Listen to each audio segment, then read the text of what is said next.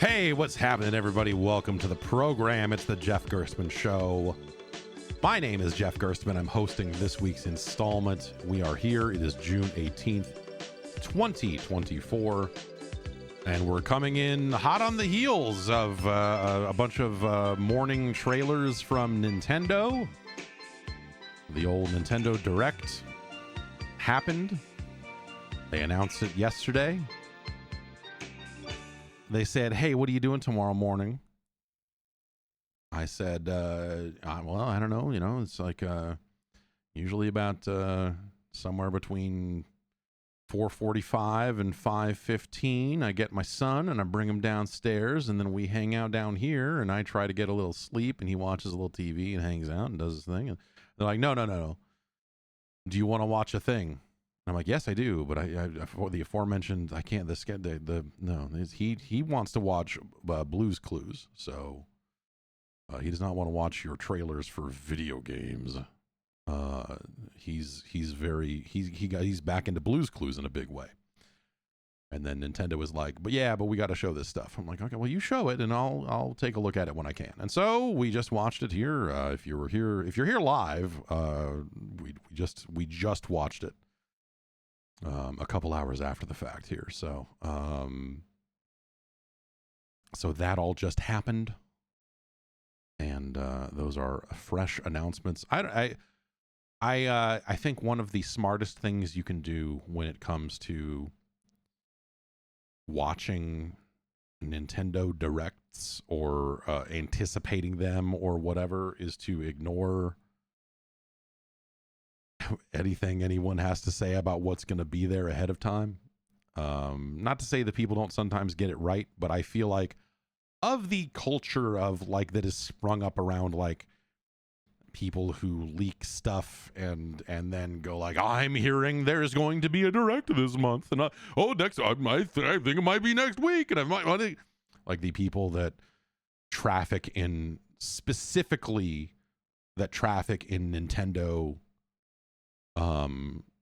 leak, you know, the details of a Nintendo Direct. There's nothing in gaming, I think, that is more bottom of the barrel than the people that traffic in that stuff, because it is the stuff that is most inundated with lunatics. The people that are like that purport to have this information, and sometimes they do. I'm not saying that they're wrong or that they always have bad sources or whatever, but there is something about the fervor, there is something about the way that Nintendo information is discussed pre-release that I find something just gross. I don't know. There's something about the way that, you know, like there's a lot of people that handle this sort of information all the time, and they handle it in a variety of ways, but there's something you saw a lot back around the Switch Pro stuff and around the, you know, like it's people that like they get really indignant when they're wrong. It's weird.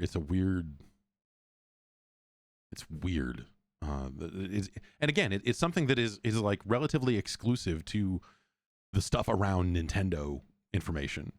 Like that, there's something about that. It's like a separate scene within a scene within a scene within a scene of like lunatics from around the world, and you're just like, like these people like are like arguing with each other about leak information, and you're just like, I'm gonna check out of this completely. Yeah, Rad Jago's right. Yes, the good old days of Surfer Girl and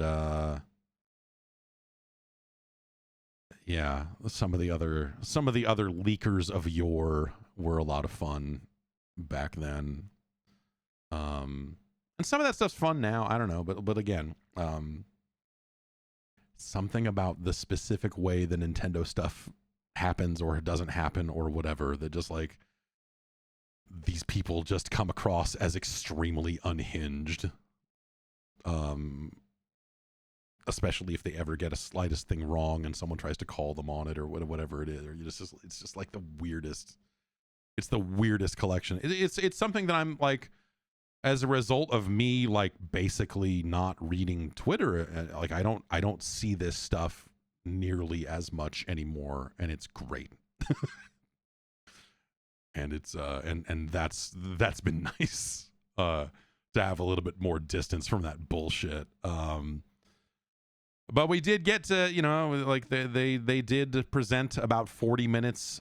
They billed it as 40 minutes, mostly focusing on games releasing on the Switch in the back half of this calendar year. They did have one notable 2025 game in there. But I don't know. It's an interesting batch. It's when we think about the Switch as kind of nearing the end here, that this is likely to be the final holiday season for the Nintendo Switch. And you know they'll have another, you know, they'll have another console that will be their focus next year probably. And so this is kind of it. And so I went into it thinking like, well, if this is gonna be it, then surely they must have to show Metroid Prime 4 here, right? And thus they did. They closed with that and put a 2025 date on it. It was not much. And then I, you know, they said, hey, this was the first look at Metroid Prime 4. I was like, oh yeah, I guess when they mentioned it last time, it kind of was just a logo, wasn't it? It wasn't much more than that here. It was a little bit of gameplay that you look at and go like, yep, that's Samus hopping back and forth and shooting at a thing that she's locked onto. That's someone playing a Metroid Prime game for sure right there.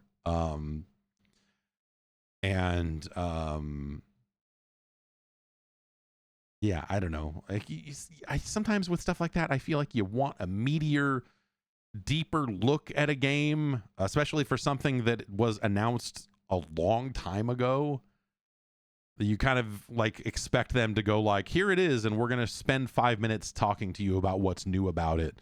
But instead they just kind of show some stuff, and there's, you know, a little bit of story tease and like, oh, look at that. That's okay. That's a couple of Metroids. All right, sure. And then boom, 2025, see you later.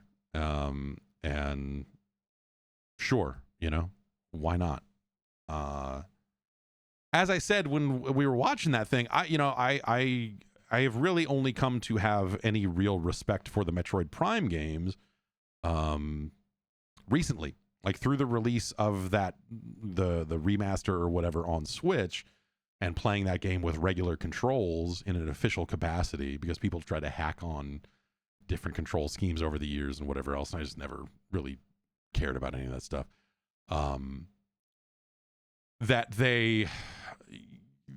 I kind of wrapped my head around that game a little bit better as a result of that remaster, and it kind of put into focus like the things that I like about it, or actually I guess I should say the things I appreciate that it's doing that other shooters, certainly of the era back then, did not do, and how it kind of stands apart from those games. I think that stuff is interesting, even if I don't especially enjoy it. And what I'm talking about is like all that lock-on targeting and all the ways in which Metroid Prime is not a shooter. You know what I mean? The way it is more focused on adventuring, the way it is more focused on doing a Metroid from a first-person perspective. And as such, you know, especially with the control schemes they were dealing with back in the day, the shooting's not very good. Or it's not very engaging, you know, because it's not the focus. It's you're going to lock onto this target and hop around and do whatever you need to do to take out these enemies, and then you're going to roll on to the next area and look around and do stuff. And I think they do that quite well. But it's not what I was looking for out of a first-person game then, and in a lot of ways it is still not what I'm looking for out of a first-person game. And so I look at it and I have gained a new appreciation for it and go like, oh, that's an interesting take. You have found an interesting way to bring this franchise into a fully 3D space. And I did not give them much credit for that back in the day. And now I look at it and go, oh, yeah, okay. But I don't much care for actually playing any of it. So it's kind of, you know, like whatever. And so good on him for getting that game announced again and showing some of it and all of that stuff. And yeah, we'll kind of see, you know, what that ends up looking like in the end game. But, you know, Metroid Prime 4 Beyond will be out next year. They got a new Mario and Luigi game called Mario and Luigi Brothership, and it looks very nice. But to me, the standout thing here is the new game in the Legend of Zelda franchise. It's called The Legend of Zelda Echoes of Wisdom. And in this game, you will play as Zelda, Princess Zelda. And they have come up with a fascinating new kind of control. Well, I don't know. Like, she doesn't swing a sword, which is kind of... The way they frame that up in the trailer is a little weird because it's just like, well, you know, it's like they practically might as well be saying like, well, she's a girl, so I don't know. They give her a magic rod called the Tri-Wand. Should have called it the Do-Wand, if you ask me. You know, try to make a table? Well, come on. And what you will do with this wand is you will capture objects in the world with it. Tables, chairs, scenery, monsters, blocks of water. You will copy elements of the world, and then you will be able to use the wand to create copies of those objects in the world. So the first thing they showed was, hey, you can stack up some tables and use that to jump up to a higher area. You could also stack up a bunch of water blocks and then swim your way up through that stack to get up higher. And so it's this interesting thing where, you know, sort of like Tears of the Kingdom, it looks like this kind of open-ended concept of like, hey, what are some ways you think with the objects you can copy and whatever you've got, how do you think you could solve this problem? What are some ways you think you might be able to do this? And so it looks like it has this potential to be a very creative game. And it's done in the kind of modern Link's Awakening remake art style. I think it looks fantastic. I think the concept and them showing like the range of objects that you can copy. So it creates scenarios where like, oh, you could create a rock and then pick it up and throw it at a monster. You could also copy a monster and then spawn more monsters and they will fight for you, which is interesting as well. And so I don't know, the potential of that system I think looks rad, and I'm all for it. So of everything they showed, like that's the thing I look at, and I think of the season of the summer season of games that got announced or shown for the first time or reshown or whatever it is, this has got to be somewhere in the top 5 things that I saw in that whole lane. I'm very excited to kind of see this thing in action. I think it looks rad. So go check out that trailer. If if nothing else, I think go check out that trailer. And we'll see. I have high hopes for that thing. They also, there was some third-party stuff here along the way. The first 3 Dragon Quests are getting like the HD 2D kind of thing. Getting that treatment. I think the only thing there that really stood out for me was they are going to make a Marvel vs. Capcom collection. And this will include 7 games here. This seems like it's the right 7 games. I don't think they're missing anything here. It's X-Men Children of the Atom. It's Marvel Superheroes. X-Men versus Street Fighter. Marvel Superheroes versus Street Fighter. Marvel versus Capcom. And Marvel versus Capcom 2. In terms of the fighting games. And then also The Punisher. That side-scrolling beat-em-up game where you could shoot a lot of guns, and that was the thing that's the kind of the thing that sets it apart from a lot of other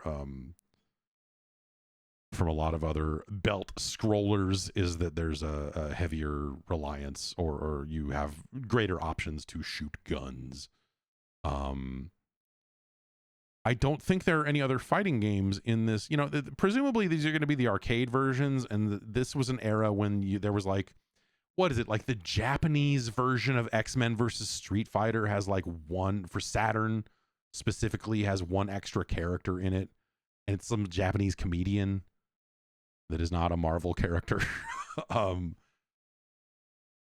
there was a few weird things like that, where you would get like little itty bitty bonuses in some of the home versions of those games. But these will presumably be the arcade version. It will have online play in them, so hopefully that's good. You know, if not, then the whole thing's a waste. And that's cool. I don't know. Like these games were good. I don't know. I checked out somewhere after. Somewhere around X-Men versus Street Fighter was where I was like, okay, I'm done with all these launchers and air combos and everything else. And Marvel versus Street Fighter at the time felt like almost overkill. Like, that's a cool game in its own way, but like it in some ways it feels like the one that got the least distribution. Like, I don't think I saw that game in an arcade. But Marvel vs. Street Fighter was a totally okay game. And then MVC 1 was just, you know, it felt like a follow-up to Marvel vs. Street Fighter. And then, obviously, Marvel vs. Capcom 2 has certainly taken on a life of its own. I always liked the original Marvel superheroes, the gems and all of that stuff. I thought that was a fun game at the time. Either way, it's cool to see this collection. The Punisher is a funny choice to throw in there as well. And that Punisher game is pretty good. I feel like I played that Punisher game relatively recently for the first time and played it all the way through, and I was like, oh, this game's all right for one of these. Separately, Nintendo got online and posted, "This is Miyamoto," and gave the release date for the upcoming sequel to the Super Mario Brothers movie. According to Eurogamer here, it is, let's see here, April 3rd, 2026 will be the release date of the Mario sequel. In Japan, it will be released April 24th, 2026. And then other countries and regions will get it some undisclosed time during April 2026. That's just about a couple of years off, which is a long, long ways away. But that's, I don't know, that seems sensible for a movie sequel.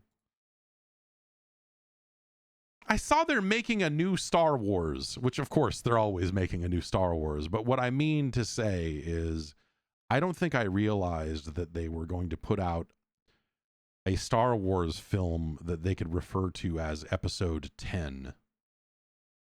I thought that they were just going to kind of go off and tell all of their zillion different side stories or whatever. And then I read something saying that they're like, no, man, like they're thinking about calling it like Star Wars Episode 10, A New Beginning or whatever the hell. And I'm just like, wait, really? You didn't learn enough from, like, I remember Mad Magazine making fun of George Lucas back in the fucking 80s. So I think that is the potential here, is that the new like movie with whatever her name is, that is something that they are thinking about, or that the rumors are that they might refer to that as Episode 10. Nothing there is official yet, but it's just like it hit me for such a loop reading it. I was like, oh God, don't do that. I don't, you know, ultimately I don't care what you do with Star Wars, but Jesus, man, don't do that. I remember when George Lucas announced that there was going to be 9 Star Wars movies back in the 80s or something. You know, I think it was like not long after Return of the Jedi came out or something, but it was like this, that he had this big plan, and it was literally what ended up happening. Like the plan was like, okay, We're going to do these 3, but these are just the middle. Then we're going to go do prequels. And then years after that, we're going to go back and tell the rest of the story. And it was just like, what? And I remember everyone making fun of him. Like at Mad Magazine, I should find that. I'm sure that issue and I'm sure all that stuff got scanned online or something. But I specifically remember something in Mad Magazine basically fucking shitting on George Lucas for his insane 9-film idea. And now, like, if only there were only 9 of them instead of everything else, right? I don't know. Maybe one of these days I'll watch those other ones. Whatever. I never watched episode 3. That's where I broke off. I watched episode 2 and said, I've had enough. And then that was the last Star Wars movie I saw until Rogue One came out. Rogue One, hell of a movie. Hell of a movie. But did not make me want to go watch any other Star Wars stuff after that either. So I don't know. Speaking of things that are where the player base is, where the fans of it are just aging, I found an article on PC Gamer here talking about the League of Legends fan base, the League of Legends player base. And the headline here is Senior Riot devs say the League of Legends player base is getting older with fewer newbies jumping in. And the quote is, candidly, it's not the same situation it was 10 years ago. And it gave me hope. Is that a weird thing? Is that a weird feeling that I read that and went like, oh yeah, man. Eventually, like the kids aren't going to fall for this the same way that my generation did. And it put a lot of stuff into perspective. You know, you're like, oh yeah, I guess, like, because you tend to think about League of Legends as just like, well, I don't know, it's one of the biggest games in the world, and you know, it's just going to go on and quietly be one of the biggest games in the world. But the quote here from Pulu, who had a Q&A, who's the director of League of Legends, who did a Q&A around Summer Games Fest, said it's not inherently a bad thing that the audience is aging up. Candidly, it's not the same situation it was 10 years ago where you're in middle school or high school and League is the game everyone's talking about, that everyone's playing. There's a lot of other games that we're competing with right now.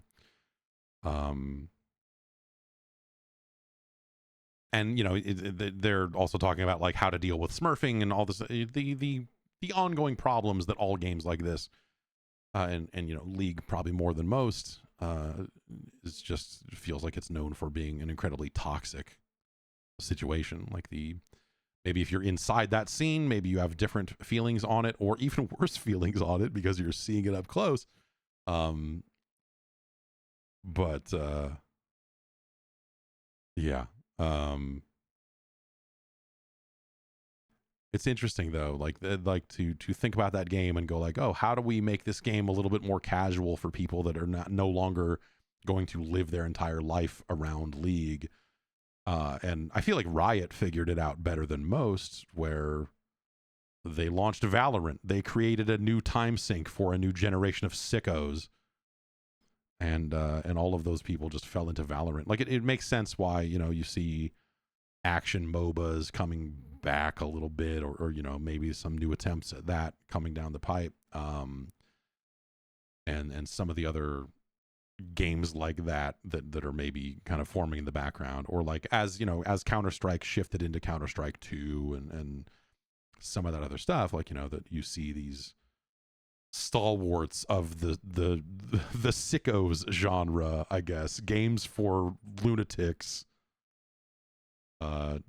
trying to kind of figure all of that out, and figure out ways to kind of move forward.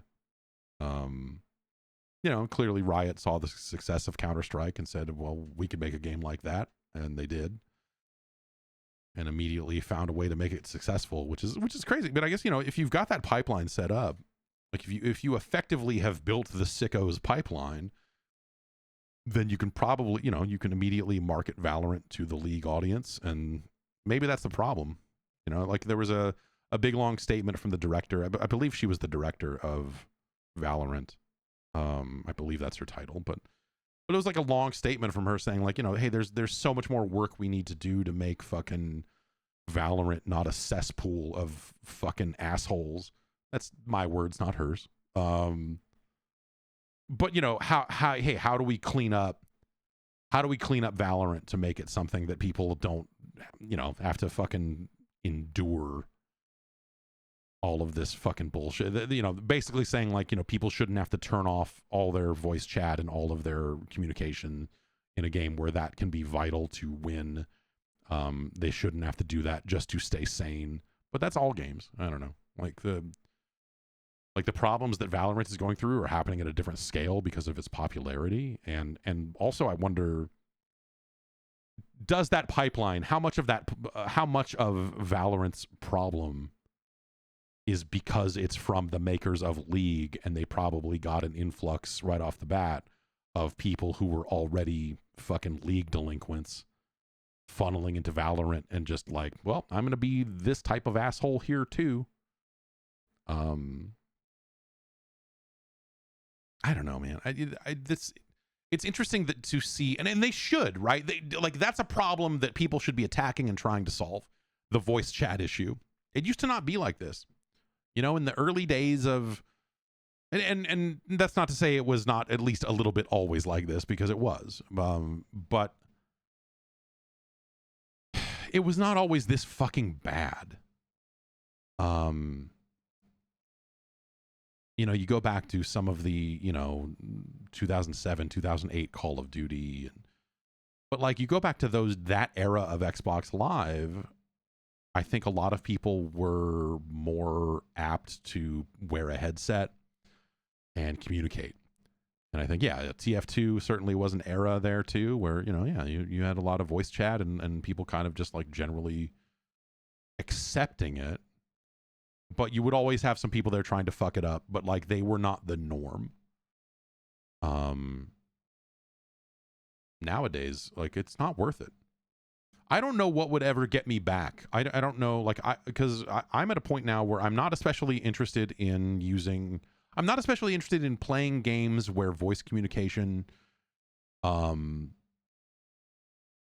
is vital to success. Like, if that's the game you're making, it's already got a strike against it, I think, these days.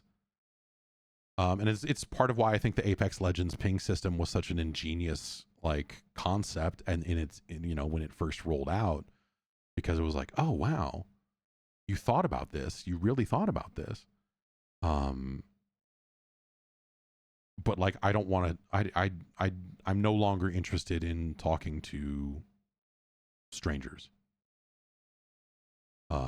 Maybe that's because the novelty is worn off, and I'm like, yeah, if I wanted to fucking hear random fucking assholes talk about anything ever, I would fucking leave the house. You know, I don't know. And you know, we're all just sick of that these days. But yeah, it's probably a combination of those things, right? The novelty of being able to real-time voice chat with people, the novelty of like, oh, I could play music into my microphone, and the novelty of Xbox Live Vision cameras and, you know, coffee tables covered in Canadian Coke and all the fun stuff I saw in Uno over the years. I don't know. Yeah. I mean, you know, some of that is splintered up because, yeah, you'll have people that are just on a Discord server with their friends now. And, you know, or some games have split up channels and, you know, like obviously the consoles have their party systems and whatever else. Ways to kind of segregate yourself off from the main player base and not have to fucking deal with that bullshit. But I don't know. I'm not going to say I never made a single friend on voice chat. And obviously there were, you know, there's plenty of slurs and bullshit back then too. It was just less persistent. A little less, I don't know, a little less emphasis behind some of it. But yeah, I don't know. That stuff's that stuff feels lost. But at the same time, so I guess I say I like the idea that people on the Valorant team are not going to let it go. That they're going to keep trying to attack that and keep trying to find ways to fucking like get dirtbags out of their community and try to make it a better place for people who want to, you know, play the game and have a good time and whatever else. It's a good idea. But I don't know how you actually, you know, whatever. If I knew how to actually do it, you know, there'd probably be like a really high paying role at, you know, some online service waiting for me if I had the actual answers to that question, you know. But even with Valorant, they don't, you know, they have, for all intents and purposes, let's call it infinite money to spend on it. You know, as far as like game development, they have more than most. And how do you actually attack that problem? And yeah, I don't know. The answer is almost cultural. You know, the problem exists prior to someone putting on a headset for voice chat. You know, like how do you get these people to not be fucking complete pieces of shit? Period. Not just in a game. How do you get these people to stop being complete pieces of shit? Maybe that's the larger issue.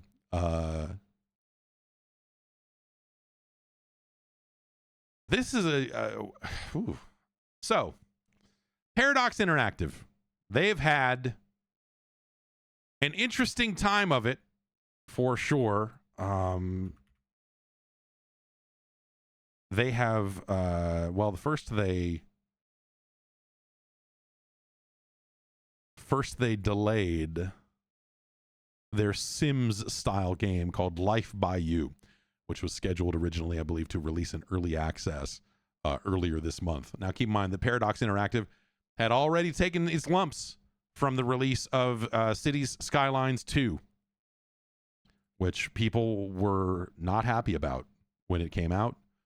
And then the updates and some of the other things that they attempted to you know, to fix or to get it where it needed to be. You know, it seemed like it kind of just never quite got there. And so when it came time for Life by You, the Sims style game, to be released, they ended up pushing it back. And it was kind of like they delayed it indefinitely. They're like, hey, this game is not ready to be released. And in the context of seeing that they had shipped Cities Skylines 2 and how unhappy people were, you looked at it and you're like, yeah, dude, like if your game's not ready, like they can't afford to take two hits like that in this genre of like bootleg Sims games. If they're going to make bootleg Sims and SimCity games, they need to be good. And they had already had a big strike against them with Cities Skylines 2. And so when Life by You comes along and it's not ready, you go like, oh yeah, cool. Yeah, they can't afford to fuck that up. So I think that makes a ton of sense. And then yesterday they just went ahead and canceled the game completely. The deputy CEO of Paradox got online yesterday and said, sadly, we've decided to cancel the release of our long-awaited life sim, Life by You. This was an incredibly difficult call to make, and it is a clear failure on Paradox's part to meet both our own and the community's expectations. And so, yeah, according to this Video Games Chronicle article, I did not realize that it had actual roots here. That's actually even crazier. So this was going to be the first game from a studio known as Paradox Tectonic, which they built in 2019, and was run by Rod Humble, who you may know as someone who ran The Sims for a period of time. Apparently, he was also the ex-CEO of Linden Lab, the company that made Second Life. But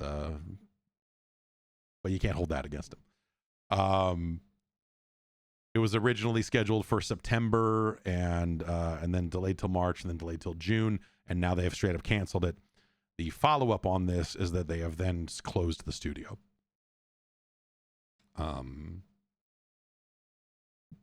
Which is, I suppose understandable if you've got a studio that has spent a lot of years making this game and you got it to this point where it was apparently close to some kind of early access release, and then you realized, oh, we can't put this out. What's it going to take for this to be in a state where we don't feel like it is going to do further damage to us? Oh, it's going to take that long? Okay, we can't. And then once that studio's one game has been shut down, are you going to let them start all over again in this economic climate? Probably not.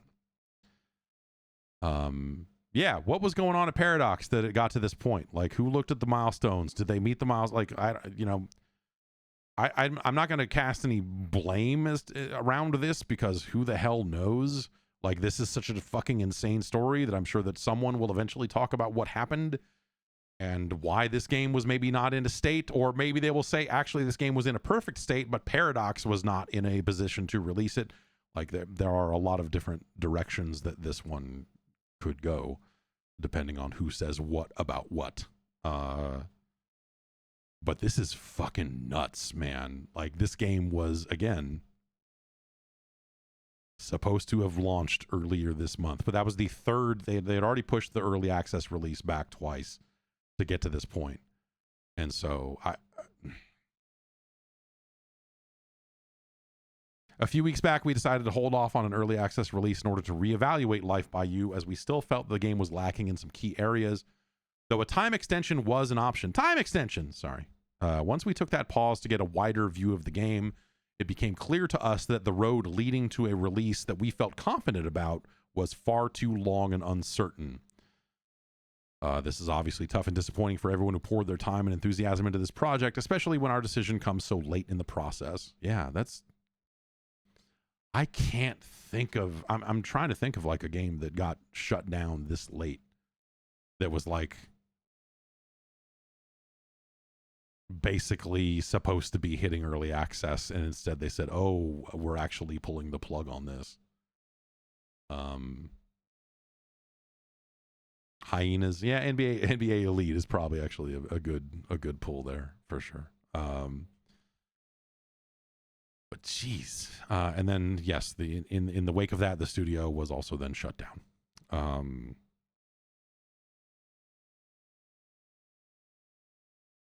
Just crazy. Space Base is Here with your Space Base is a complicated. Space Base was a complicated situation. Perhaps one day that story will be told, I guess. I don't know. Starfield. They had more to say about it at the Summer Games Fest. They showed their trailer for their DLC and then rolled out some stuff alongside it, including their modding tools. And then along the way there, they rolled out the Creation Club.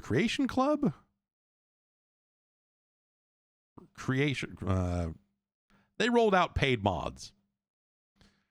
The same type deal that they did for Fallout 4, and when those rolled out, everyone fucking hated it and said, "What are you doing?" Well, it wasn't just Fallout 4. Like these came to like Skyrim. Like the re-release of Skyrim?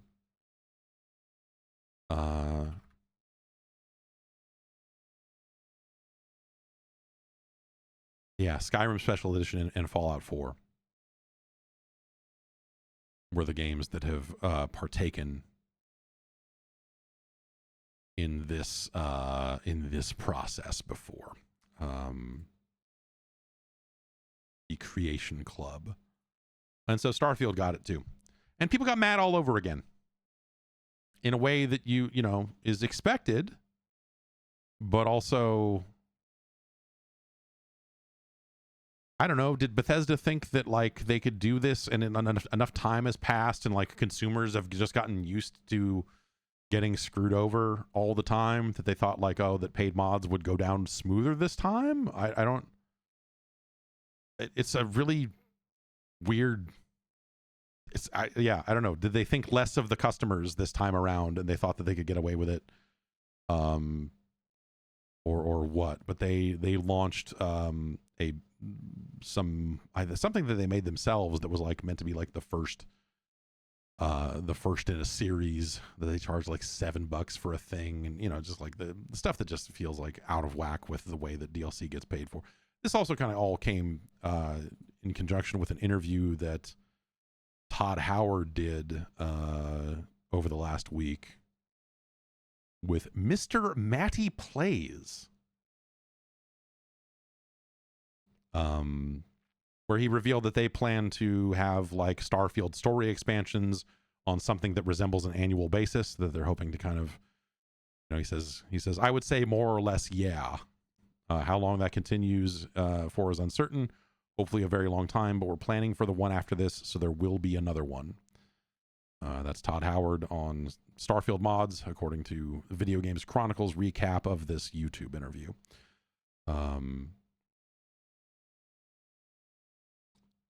And yeah, I don't know. This paid mod stuff, I don't. Everybody, Max. It's just a really weird. It felt like a really weird route for them to go. Anyway, I know that there are some mod creators out there that do put their mods up on Patreon and kind of create different stuff along the way, and so there's like a scene for. There's a precedent for paying for mods, and I'm sure on some level Bethesda's like, well, we should get a cut of that action. It's our game, damn it. So let's make a storefront for it.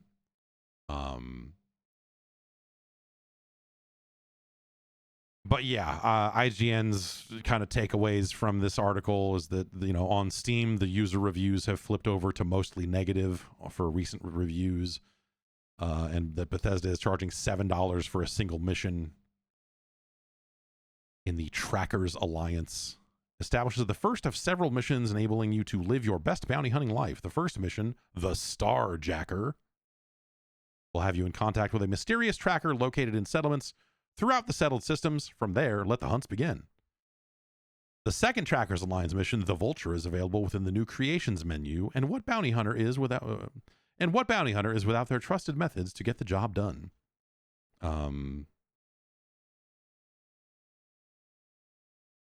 Yeah, and they're taking quotes from some of the negative Steam reviews, and Todd Howard in that YouTube interview responded to that and said, "Hey, we hear that feedback too. First of all, I'll say that stuff gets priced based on things we've done before, both in Creation Club and then Fallout 76, another game people were famously happy about back at launch. And we're always trying to be looking at what else is out there, really make sure we're giving value to everybody, and where we're not, hey, we will definitely adjust." So yeah, I don't know. Annual expansions for Starfield doesn't sound like the worst thing in the world. The paid mod stuff, I'm surprised that I guess I shouldn't be. I'm surprised they're giving it another go after the way people reacted to it last time. Let's take a quick break, and we'll come back and talk some more about Bethesda releases. It's getting hot out there, huh? The nighttime bedroom temperature is on the rise, and that can have a huge impact on your sleep quality.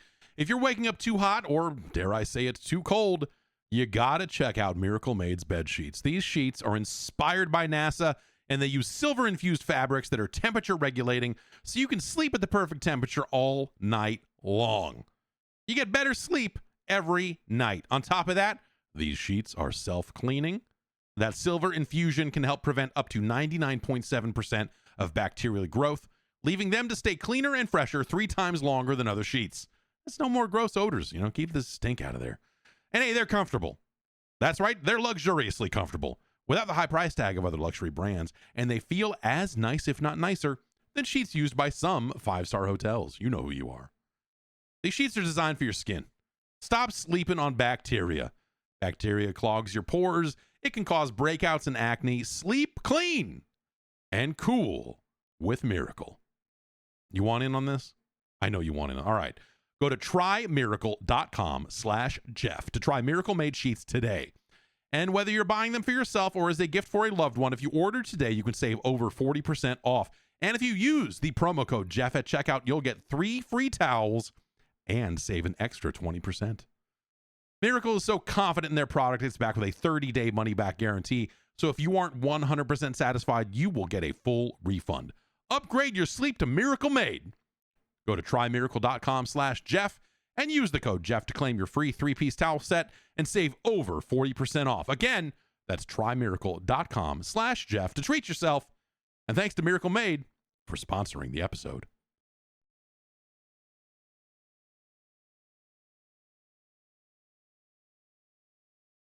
There was also a little bit of Fallout 5, but a little bit of Fallout-related news in that YouTube interview, because obviously with the television show, Fallout has seen a huge resurgence in popularity, and so of course everyone's mind turns to, oh wow, are they gonna like try to bust out the next Fallout as fast as they can? I mean, they've already said that they're on the next Elder Scrolls game, and so Fallout is kind of a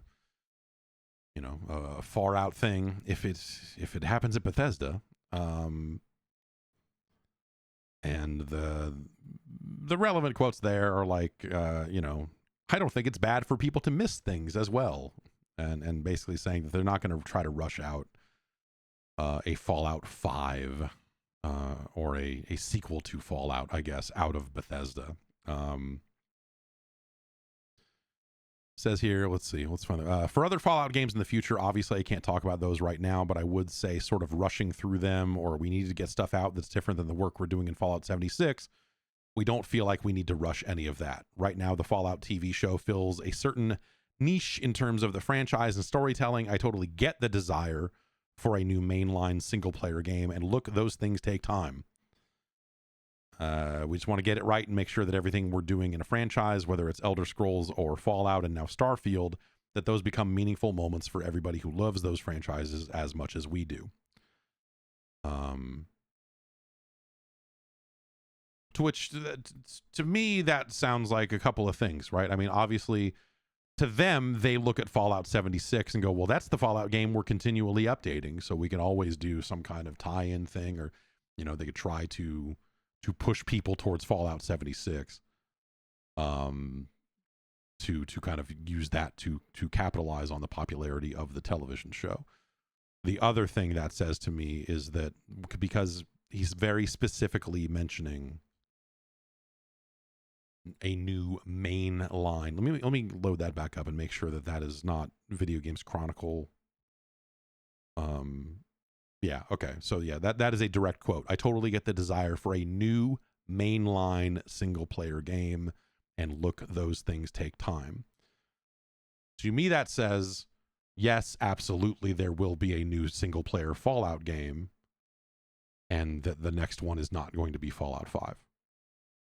That seems pretty obvious at this point. If we start thinking about the studios that Microsoft owns, and we think about that, yeah, there probably is some interest in capitalizing on that sooner rather than later, which is soon, even sooner in this scenario is like 3 years out, 4 years out or something, right? Unless they really rushed it.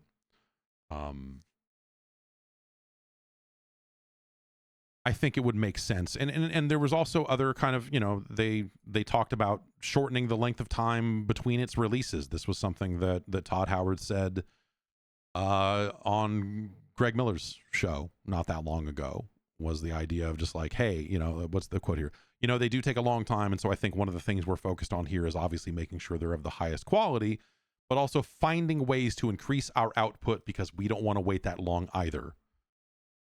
And whether it's about spin-offs and stuff, they say, I would say we've always had those conversations. We did a lot of things for the show. It might seem like there isn't a big new game out, but we added content into 76 for the show. So I think that's probably the two-pronged approach they will take with Fallout, is that they will look at Fallout 76 and say, well, we're gonna push people over to that game, because we can always add some updates to it and try to keep that as something that that people who liked the TV show might be excited about. I don't know that I just don't think Fallout 76 is the best of Fallout. I don't think it's the best that Fallout has to offer. And my information's a little out of date because it has been a while since I've played it. But I think the very nature of that game as a multiplayer thing kind of gets away from the thing people like about Fallout, the types of storytelling, the all of that stuff, the way that they traditionally build a single player Fallout game.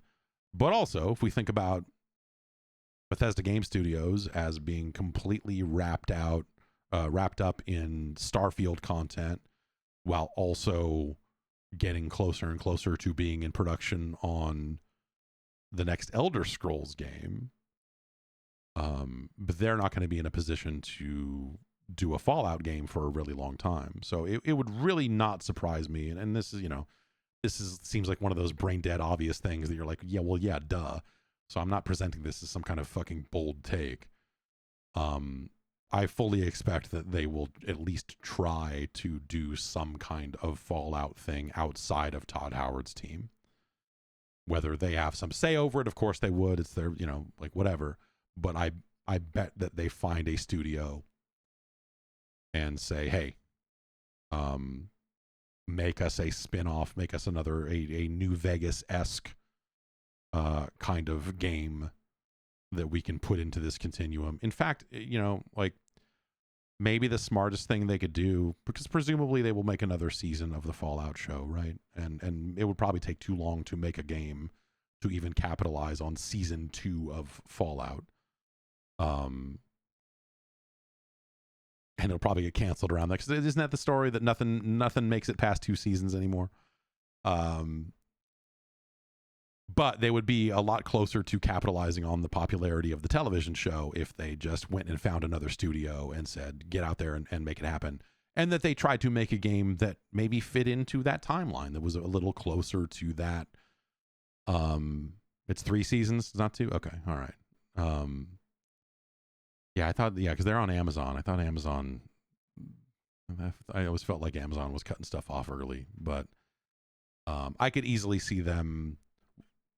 And by easily, I could see them wanting to very much get another Fallout game together that can exist within that continuity a little more directly, and say, okay, if you're setting season 3 in this part of the story, and this is where season 2 left off, maybe we can fit a game in between season 2 and 3, or maybe we can write a storyline that goes between season 1 and 2, something that kind of like interacts with that television show a little bit more directly than even Fallout 76 would, because obviously they can add content to 76 whenever they want, or whenever it's done. I mean, not whenever they want, but and have that kind of tie into whatever's happening in the television show. But I don't necessarily think that's a bad thing. I think if you took if you were able to make a game that turned very heavily on storytelling and some of the choices and morality that the way a Fallout New Vegas was able to do, but have it kind of closer and more aligned with the continuity of the television show, I don't see a downside to that. I think that's one of those kind of no-brainer moves where the only reason you wouldn't do something like that is if the team at Bethesda Game Studios was a little too precious about the franchise and didn't want anyone else touching it. But they've already allowed other studios to get their hands on Fallout and do things with it. And so I think that sends a pretty clear signal that someone else will make the next Fallout game. Like when we look at the timing of what Todd Howard's studio is working on, and how long it will take them to work on it and everything else. Like, I think it makes too much sense for that not to happen. The only thing I look at, like everyone keeps typing Obsidian into the chat, and I go like, well, yeah. But like, it's not like Obsidian has some shortage of projects right now, So that's the only reason I would look at it and go like, well, maybe not. I think that would maybe be the ideal scenario, assuming that there are, I don't know what turnover has been like at Obsidian. Like, I don't know how many of the people at that studio still have experience working on that hot technology to make New Vegas and what they're, but Josh Sawyer's still there. Very capable, extremely capable. So I don't know. We'll see. We'll see what ends up happening there. You'd rather have them make a great Avowed than have them shift focus to Fallout. I think Avowed gets done one way or the other before they Avowed, man. I can't sit here and tell you that I have high hopes for Avowed based on what they've shown, especially the stuff that they showed more recently. But Obsidian, of the studios that I think Microsoft has been purchasing lately, Obsidian is operating like they're like, no, we got another thing. We got another game. We got this small thing, Pentiment. We got this other thing. Like, like they feel like a studio that was immediately like, no, we're going to take on like 5 projects and we're going to release them. And are they all going to be hits? Maybe not. But people really liked Grounded, and Grounded had a very kind of quiet success, and we're going to make that multi-platform, and we're going to do this, and like, don't shut this studio down. We're all still here, but god damn it, we're like, they have a real, like, there's like a hustle kind of vibe because that studio just seems like it has so many projects right now. And so that's why when people talk about Fallout and Obsidian, I go like, well, yeah, that'd be a real natural fit, but like, it kind of just seems like they have so much other stuff in the works right now that, like,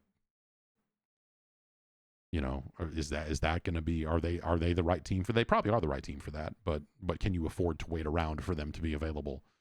I guess Avowed's not that far off, and then like Outer Worlds.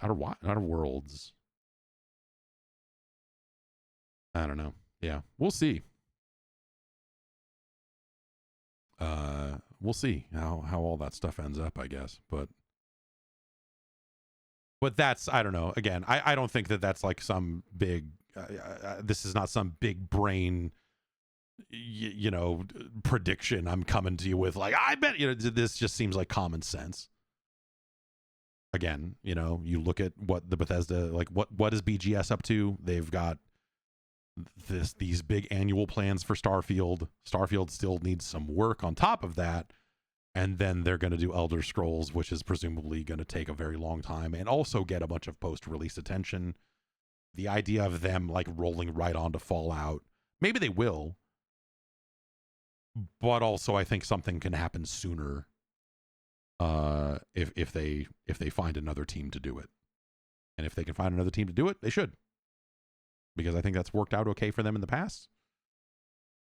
And again, I think I don't see a downside there.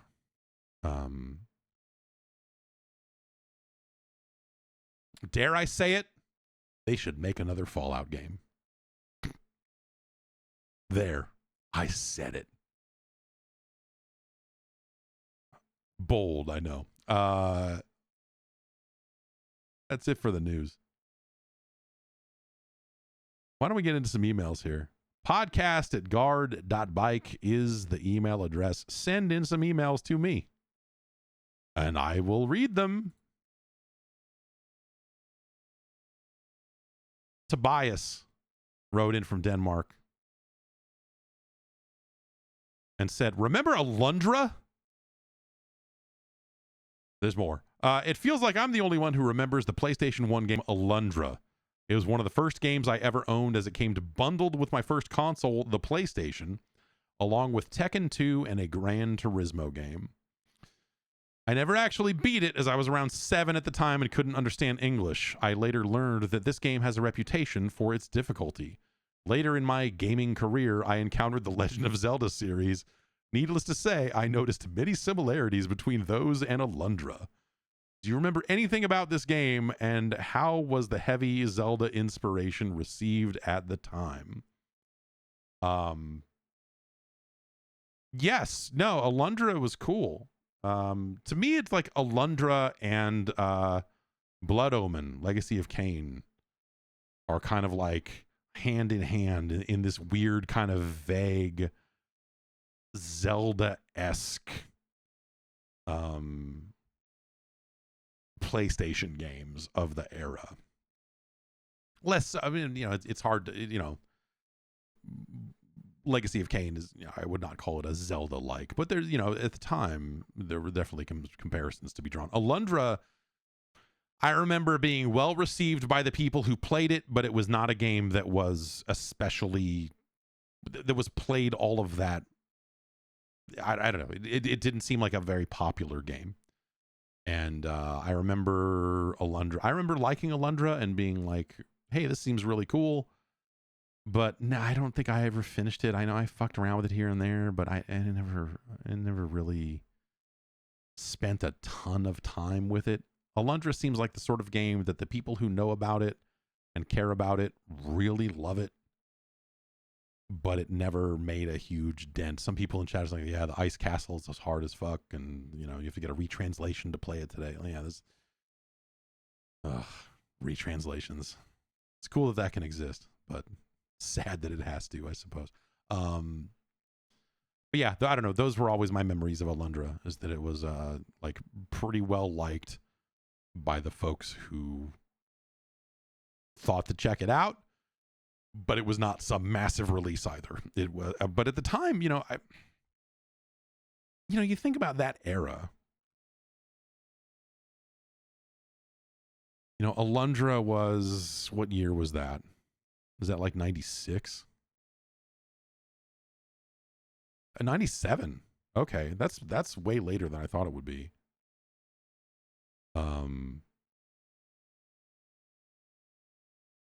That's way later than I thought it would be. To me, that game was always like not launch, but like that second wave or something. But I suppose it's a little bit further out than that. So you figure, like late 97.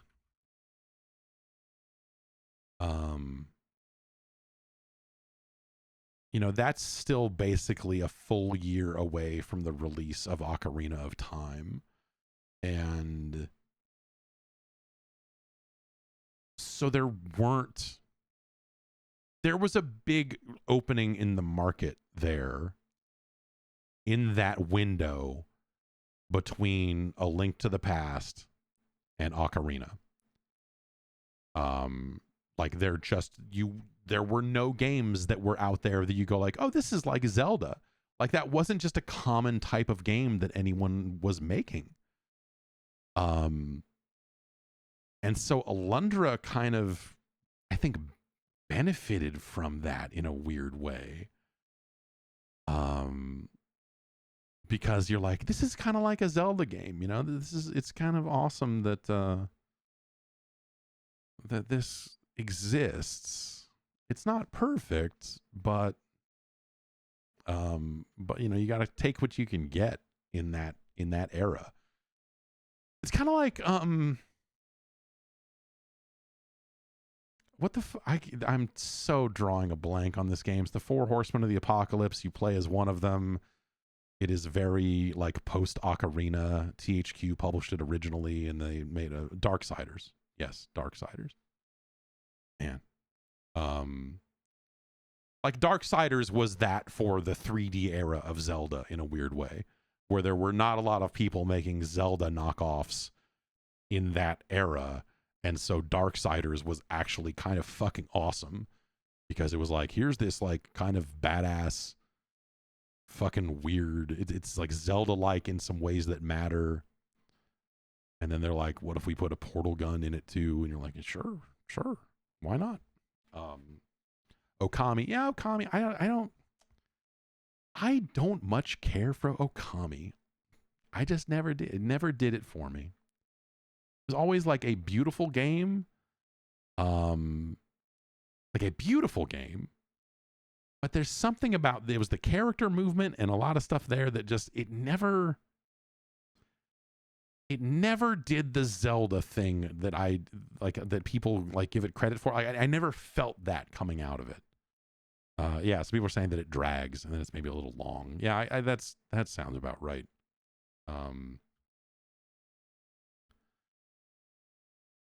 But yeah, for the popularity of The Legend of Zelda, like we don't really see too many games that directly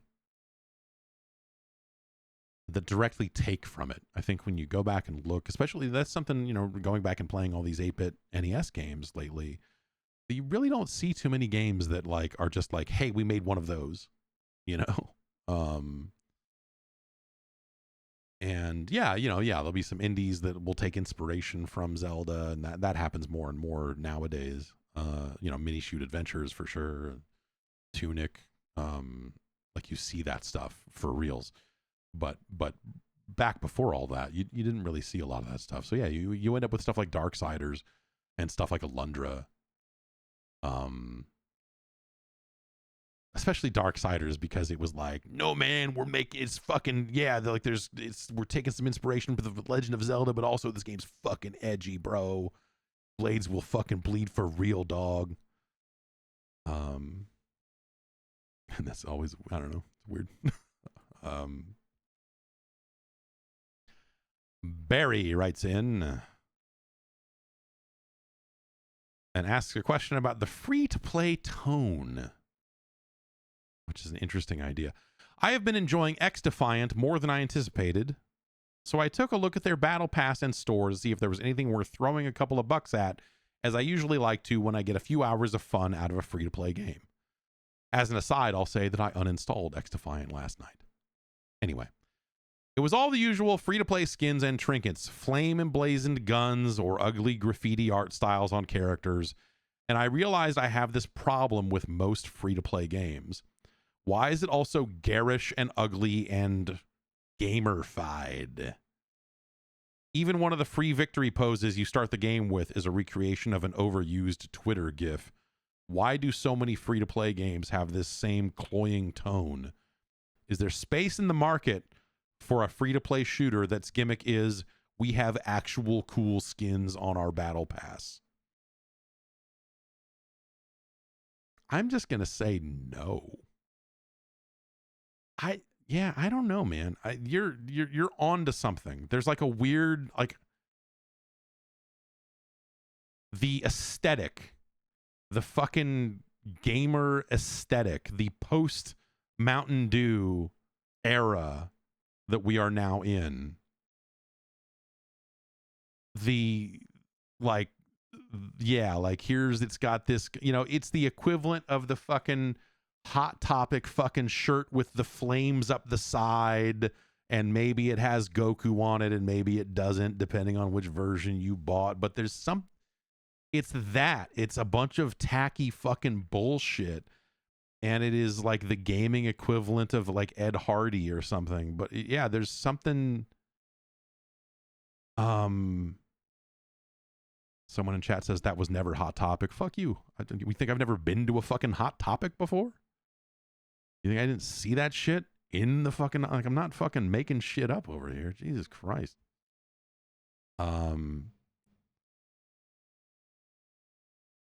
The look of the look of gaming, the like generic, like, check it out, man, it's fucking, we put this shit in the video game, and not every game falls for this. Not every game falls into this style, but a lot of them do. And I think, like, okay, I think that there's a science to this, right? There has to be some logic behind why all of the, like, why so many skins look so garish and stand out. And it's because they need to stand out so that people buy them. If they fit in the universe, then it only works out if someone likes that universe. If someone likes the look of that universe already, then they might just like the generic skins that they get already. So the skins have to get weirder and themed, and they have to go all, it was like, this season we're doing all zombie versions because it's Halloween. And I think that that's the only way that they can market that stuff in ways that people notice, right? Is that stuff has to get garish and fucking weird, but it, so many games feel like they get garish and weird in the same way. And I think that's what Barry is hitting upon here, is that there is something of an aesthetic that is formed around like generic video game culture. And it's the when you see the Spotify playlists, it's like gamer tracks, and you click into it and it's just the fucking worst mix of fucking just the over popular fucking Like, I don't know, we put a couple of fucking Drake songs on here, and then also this fucking edgy shit over here, and it's like there's the look and sound of Fortnite, I suppose, is part of it. The thing I've always liked the least, and this taps all the way back into why I don't like the term gamer and never did. The thing I find the worst is when when brands attempt to market to that demographic of people who play video games. And this is something that I've disliked for the entirety of my career, if not my life. But it is that feeling of like, we're going to try and talk your language, kid. And, you know, like all marketing is that, right? All marketing is them trying to like strike a tone and pandering to the kids and whatever else to try to fucking, to make a thing work for the teens, man. And I think that shit is fucking always been ultra depressing. And so the term gamer, again, was largely started as like a marketing term. It was something that, you know, that publishers started using as a way to identify players that they could market to, and you know, and it kind of formed out of that. It's the same reason why, you know, all of the articles about how hot Lara Croft is back in the day were shitty. And this is something that I think gets further and further out of touch, like as time goes on, because a lot of people play games. It's not an abnormal thing to do. You know, it was something that was like in the 90s, it was an easier demographic to target or something because it was such a more confined demographic than it is now. But like the very idea of like, we've got to reach the gamers. It's like they don't even mean that anymore, because so many people play games that would never identify that way. They would never, it's like the same way that when you talk about movies or books or any other type of media that people like, oh, what do you do? Oh, I like movies. I like to talk about movies and all this other stuff. They're not like, I'm a movieer, I'm a filmer, you know, whatever. I'm a film buff. Maybe is as close as you get. Yes, cinephile. Ugh. Ugh. Certified cinephile.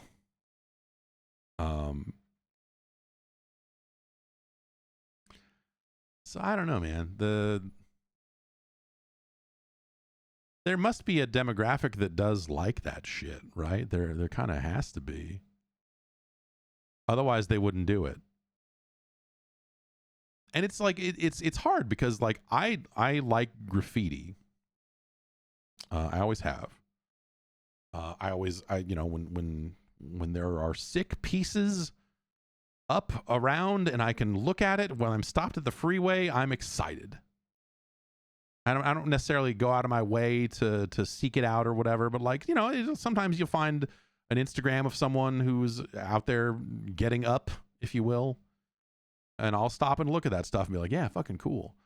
And so like at some point, some fucking like vaguely fucking street urban hype beast, whatever, you know, like whatever fucking trash fucking monikers you want to throw on it, they will attempt to put something together and be like, what do video gamers like? They like graffiti and they like fucking fire, you know, whatever. They like neon colored fucking Ferraris and the eternal fucking neon sunsets, and they love ganja. You're like, what's ganja? I'm sorry, I meant to say weed. Like, all right, whatever, old man. I don't know. There's a weird, I don't know why that happens. Like, presumably there's a demographic of people who love that shit. Otherwise they wouldn't make that shit, right? But I don't know. I think a lot of that stuff is super fucking embarrassing. And I don't think it's necessarily but also at the same time, I think there's definitely been cases where I've liked some of that shit ironically. I mean, especially like all the stuff that like interacts with brands directly, and like the best Xbox. I think my Xbox, if I were to plug in an Xbox 360 and you could see my actual, because that gamer pick is still there somewhere, even if they don't really show it on the modern consoles all that much. Is still the fucking Pringles guy. Ryan had Ving Rhames from whatever free pack of Mission Impossible gamer picks they did when one of those movies was coming out. And I bet his account is still set to that. And so I think that stuff's funny. I don't know. That's not really the same aesthetic that we're talking about here, but it all kind of falls together these days. But the other answer is there space in the market for a free-to-play shooter that's gimmick is we have actual cool skins on our battle pass? No, because they'll sell you the actual cool skins directly. Like, we've reached a tiered system where even the shit on the battle pass sucks because they want you to go buy the actual expensive thing directly, you know? You can't unlock Cheech and Chong on the fucking battle pass.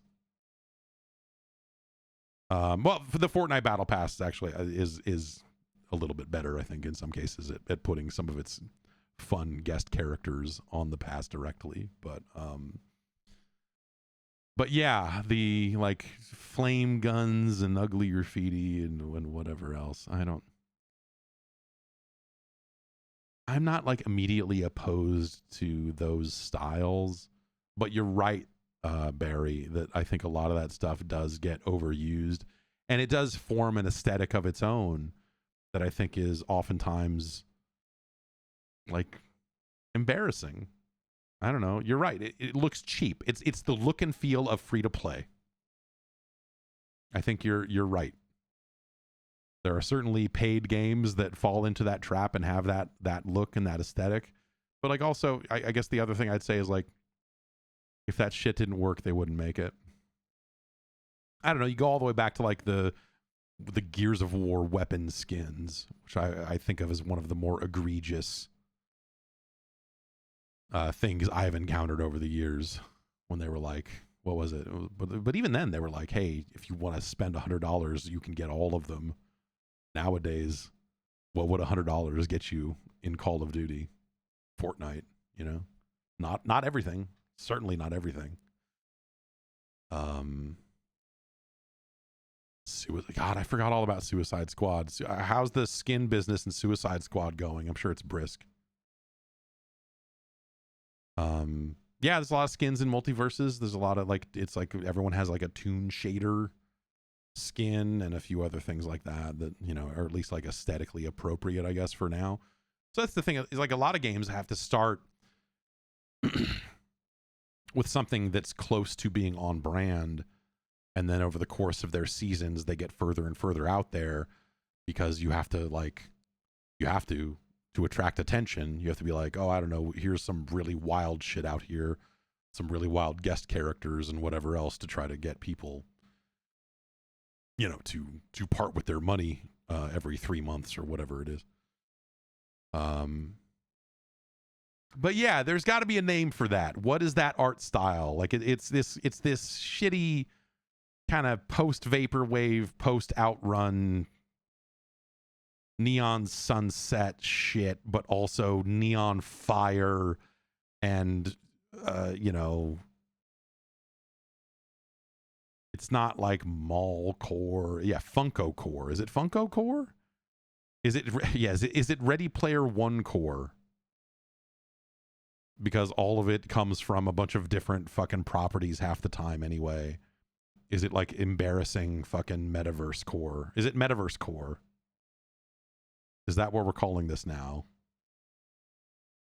Ugh.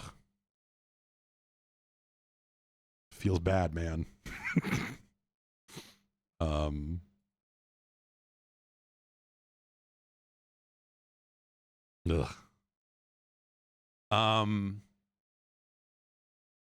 Dan from the United Kingdom writes in and says, I've got a 13-year-old nephew who, as he phrases it, recently started playing story games. He's had a PS4 and now a PS5 for a number of years, but has really only ever played the typical online games as a service such as Rocket League, Fortnite, and Minecraft. He's been playing the Uncharted series and is asking for recommendations on what other story-driven games he may like. It made me think there's an entire generation of players who maybe have never played a story-driven game, which I find really fascinating, as when I was growing up in the 90s, it was largely the complete opposite. Do you think we will ever see a pivot back to more traditional games, or, you know, some story-driven games have a resurgence in popularity, like Fallout because of the TV show, or are we too far down the rabbit hole now that games as a service are here to stay as the most popular experience forevermore? I think everything is going to end up being a little bit cyclical, and I think that there's room for everything. I think is the sort of the reality of it. I think that you'll have players that grow out of some of their online games and want to do something else. And some that won't, I guess. They'll either stop playing games completely, or they will maybe just stick with their thing. How long is someone expected to play like Minecraft? You know? How long until they grow out of Minecraft? And I think Minecraft is an amazing game, and I like to play it and whatever else, but I don't play it the way that kids play it. When they talk about the things they made in Redstone and contraptions and other stuff that they're making, I go like, what? Much like my HTML skills of just like building a web page from the ground up stopped around the time that frames became a big deal, my Minecraft knowledge stops somewhere around Redstone. Nirukip asks, at what age do you grow out of Lego?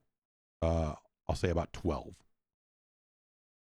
I'd say at about age 12 is maybe when you should grow out of Lego. I was at a Best Buy. I had to buy a router, which I now have to return because said router doesn't work. And I think I have fixed the router problem I was having previously. Maybe. Fingers crossed. Near the checkout, this was the nicest Best Buy I had ever been into. Like, clearly they are trying to hold on to whatever it is they can hold on to over there at this specific Best Buy.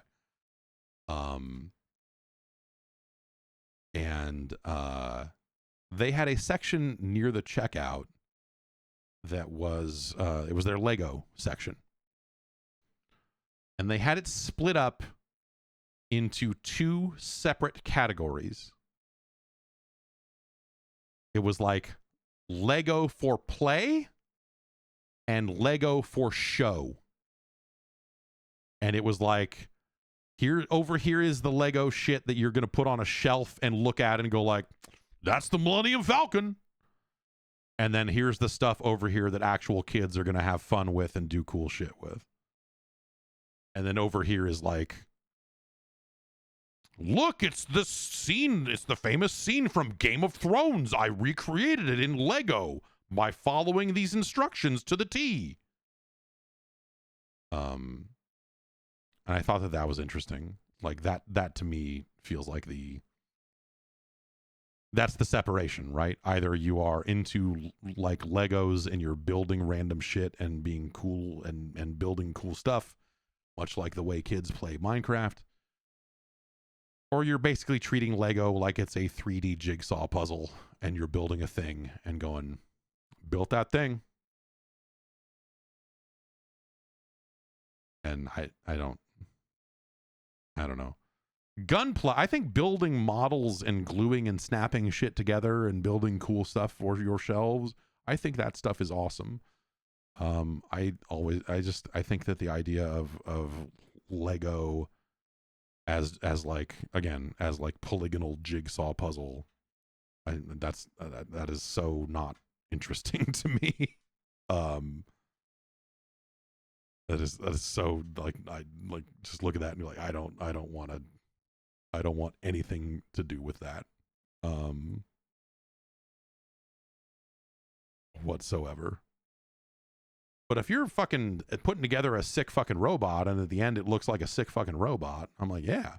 If you're putting together Legos and you go like, well, it looks like a cool robot, and you're like, yeah, it also looks like Legos. And also you just, it'll also, you followed instructions to build it and all that other stuff. I don't know. Not for me, man. Do you, but no thanks. Instead, get some models and put together some cool robots. I don't know, paint some Warhammer dudes. Paint some tiny angry men.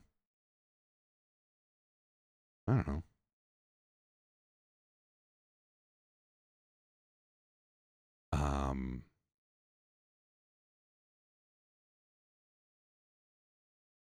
Ian from Toronto writes in.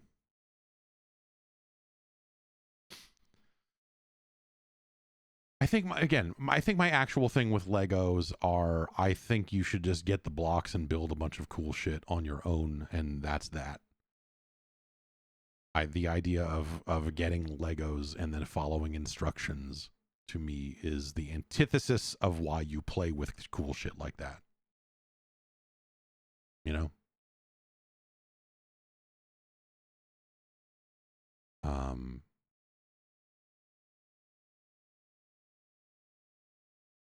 That's why Minecraft is cool. It's meant to be creative, you know? Here's a box containing exactly the number of blocks you need to build the thing we're going to tell you to build. Like, oh, okay. Fun. Ian writes in, was listening to last week's show where you responded to an email about the VR death spiral, which is maybe a bit harsh, but nobody playing because there aren't any new games, nobody making new games because nobody's playing. It got me thinking about games that use VR as an enhancement rather than the main focus. Flight Simulator supports VR, but it isn't a requirement to play. It's similar to how you don't need a HOTAS setup, but they can be an optional enhancement. And so the question here is, could VR be saved by starting to treat it more like a HOTAS or a racing wheel, where it's an optional enhancement rather than a requirement to play? Sure, it'd be more development work, but it would also allow normal games to reach a VR audience as opposed to only reaching a VR audience with a VR-only game. There are plenty of games out there that do that. I think in a lot of cases you're limited to the types of games that would benefit from a HOTAS, right? I mean, like you end up in a situation there where it's like, okay, any kind of cockpit game, you could make a VR game. Why not? It's basically how Gran Turismo 7 does it, and how some of the PC driving games that have done that. And that's kind of how that stuff works. But I think that stuff's cool. I think that's a fun enhancement for those types of games when it works well. Again, I think the coolest thing I've done with a PSVR 2 was play Gran Turismo 7, which is in some ways kind of sad. Because the idea here is that VR is capable of way more. And building a game from the ground up for VR, like as long as so I guess I would say, Ian, no. Because I think if you treated it solely the way that you're treating it and made VR an optional thing, most people are going to opt out. They're going to go, unless they're like sickos that are all the way, and then, then they're just like the people that are building racing skids and, whatever, their weird cockpits and, taking the front half of a Miata and putting it in their garage, or whatever, building a realistic flight cockpit or whatever. And so only those people would have it at that point, because it would become like, oh, if you're going for the ultimate version of this experience, then you could do it in VR or whatever. And you end up with a bunch of games that were built to not be played in VR, where the VR is kind of bolted on. And that's what you don't want. What you want, or what I perceive to want, what I think I want something I can't do any other way. I want VR to be completely different in a lot of cases than a lot of traditional games. And I think when a lot of games bolt VR onto their experience, Or they go the other way a lot of the time too, where they make a VR game and then go like, "Oh, we found a way to make this not in VR because we want to have people actually play it." And,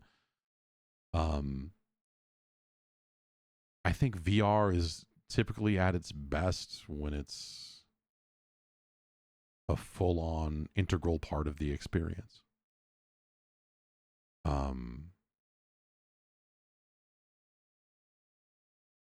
But the games aren't necessarily being made for that scenario either, at a decent clip, or at a high enough budget, or a high enough, like whatever, right?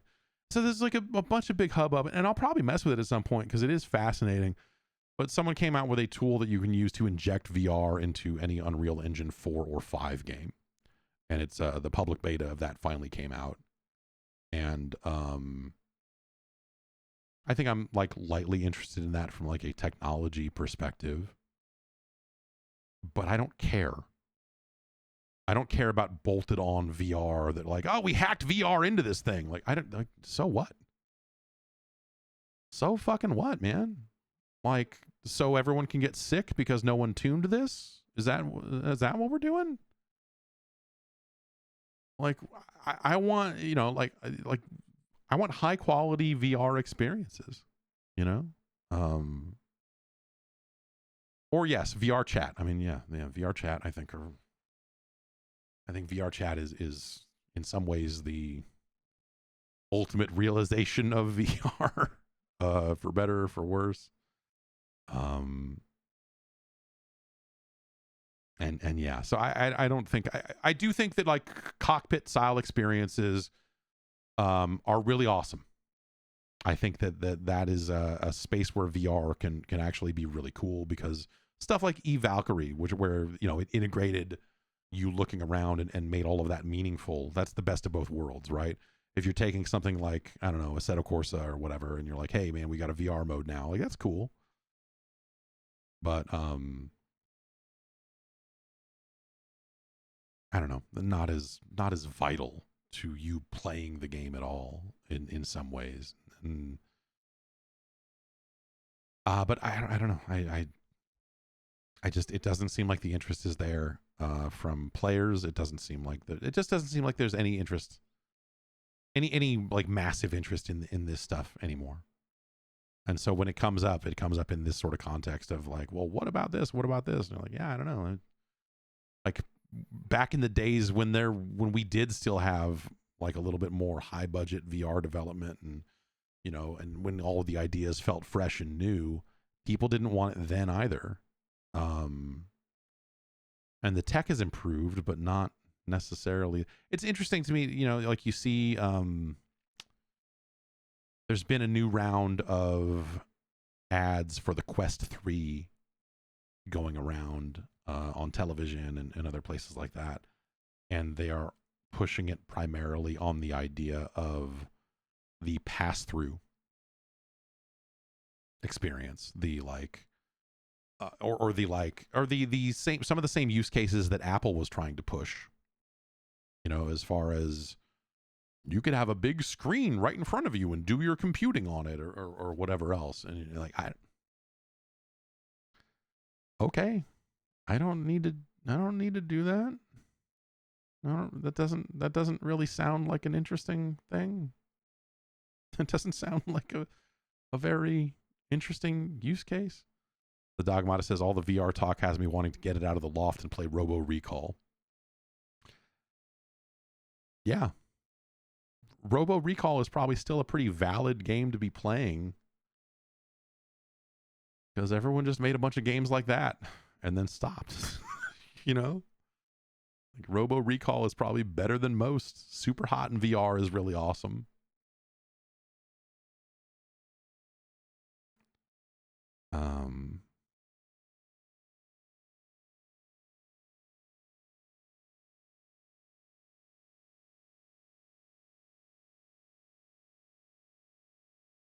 Joe from New York writes in and says, does anyone but the diehard fans of Dragon Age still care about Dragon Age? The series is 15 years old, and Inquisition alone is almost 10 years old.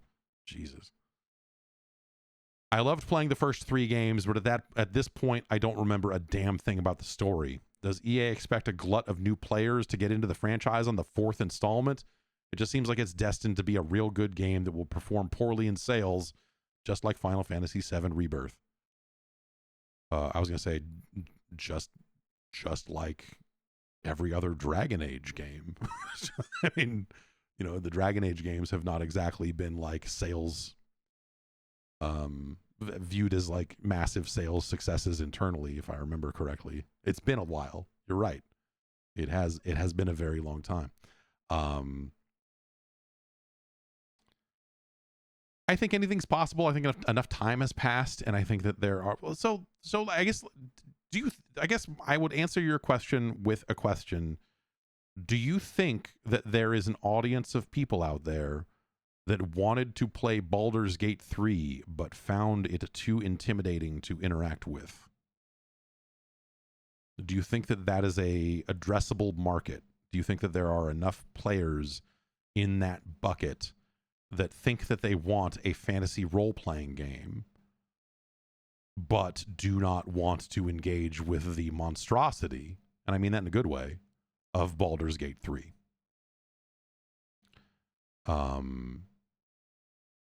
Because I view that as the potential audience for a Dragon Age game in this day and age. Is you would have people who liked previous Dragon Age games. This was a conversation I went through in my head, like trying to think about like what's a game my wife could play, because my wife likes Dragon Age. She watched the trailer for the new Dragon Age and said, basically, this looks like shit. As a fan of Dragon Age, she felt that the new trailer was fucking terrible. And I told her, like, hey, you know, talking to some folks that have played it, or have saw like a larger presentation on it, it sounds like they're pretty positive on it. And so maybe it'll thread the needle. But she was not happy with the trailer at all. And so I started thinking, I was like, well, what the fuck can she play? Because they don't fucking make games like that anymore. Like the fantasy themed B game of the original Xbox and Xbox 360 just doesn't fucking happen anymore either. And so like that entire part of the market is dried up, and that was all the stuff she liked. was like stuff that fit into that style, I guess. Fantasy themed specifically, like someone's trying to recommend Mass Effect 2. No. And I started thinking about Baldur's Gate 3. And I was like, man, Baldur's Gate 3 in some ways checks a lot of the boxes. It's got romance, that it's got characters that you can fuck, bears you can get with, like the hallmarks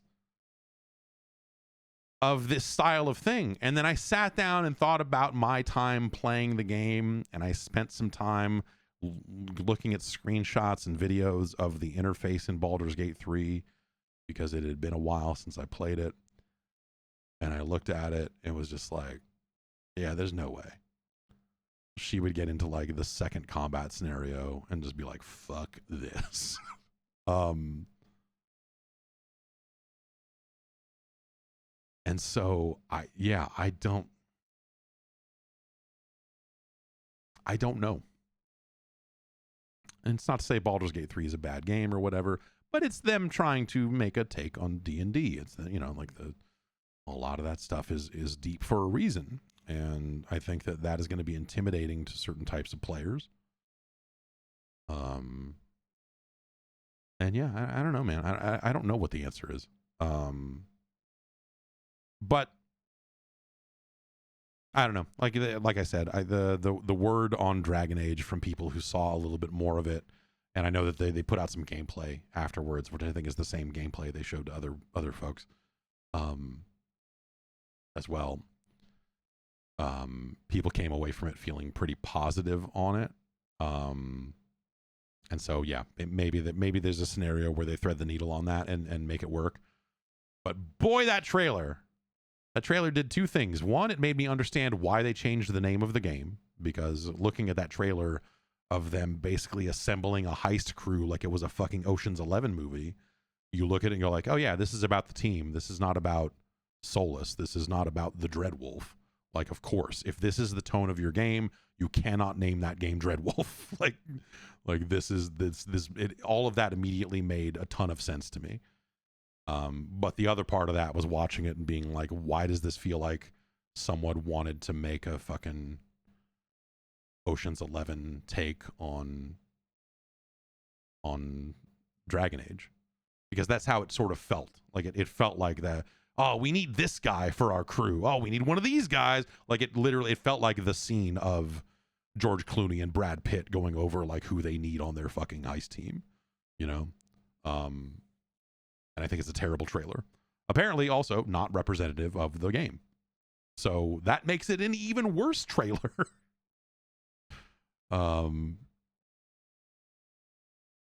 That's got to be a bummer to be working on that game and know what that game is and the true depth of that game, or, you know, assuming it has that or whatever, but to know that the game is kind of coming off this specific way as you're looking at it internally, and that have your first asset, your first big trailer asset that comes out be this totally different thing. Not to say that, like, you know, Dragon Age has never been like some grim, serious game. I mean, especially Inquisition, you know, like it had lighthearted moments for sure. But, yeah, you know. Yeah, I know.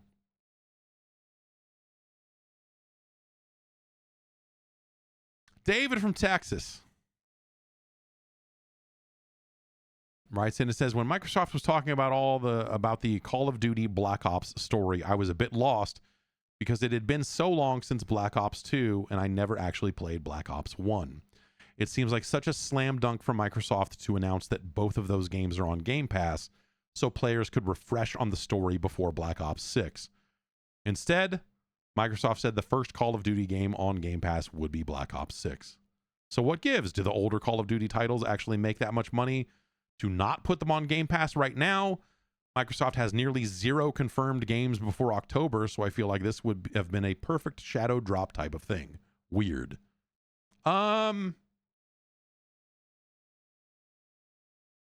I could see it from both ways. I think the fear, Activision has always had something of a fear of promoting older Call of Duty games.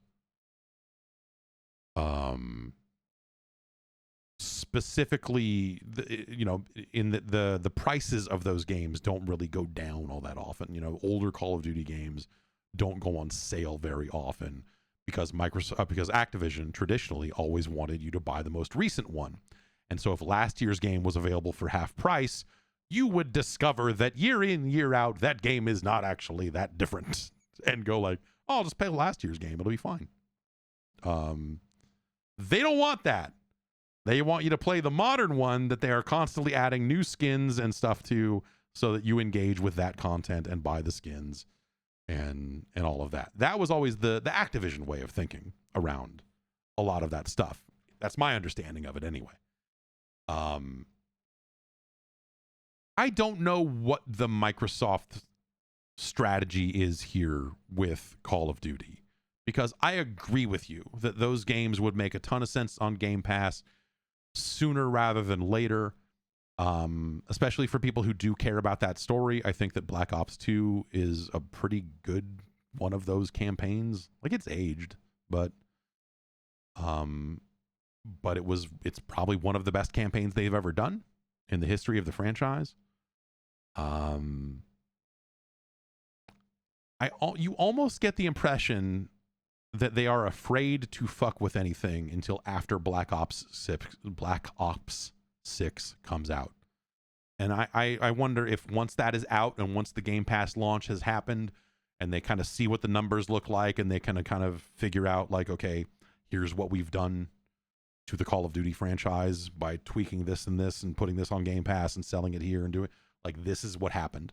They don't want to change 9 different things because then they won't know what they did if the numbers go one way or the other. So kind of what they're doing is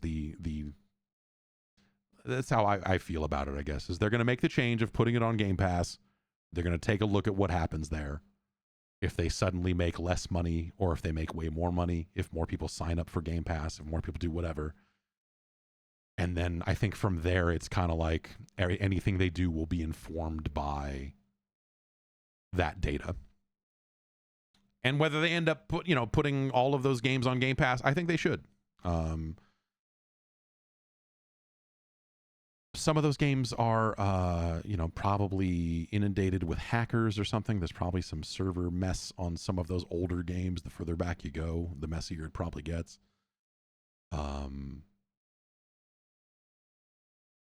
But yeah, that is my, like, and I'm just guessing.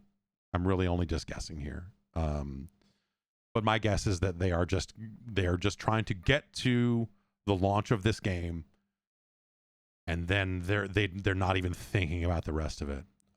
Something interesting I noticed that probably doesn't mean anything, because it's sort of weird, right? There's a bunch of esoteric things that Activision did over the last couple of years with Call of Duty. When Modern Warfare 3 came out, or when it was getting ready to come out, they took the Modern Warfare 2 entry on Steam, and eventually this would happen on consoles as well, and they just renamed that from Call of Duty Modern Warfare 2 to just Call of Duty. And Modern Warfare 3 ended up becoming, as far as like Steam sales goes, it was kind of like released as DLC for this blanket Call of Duty app.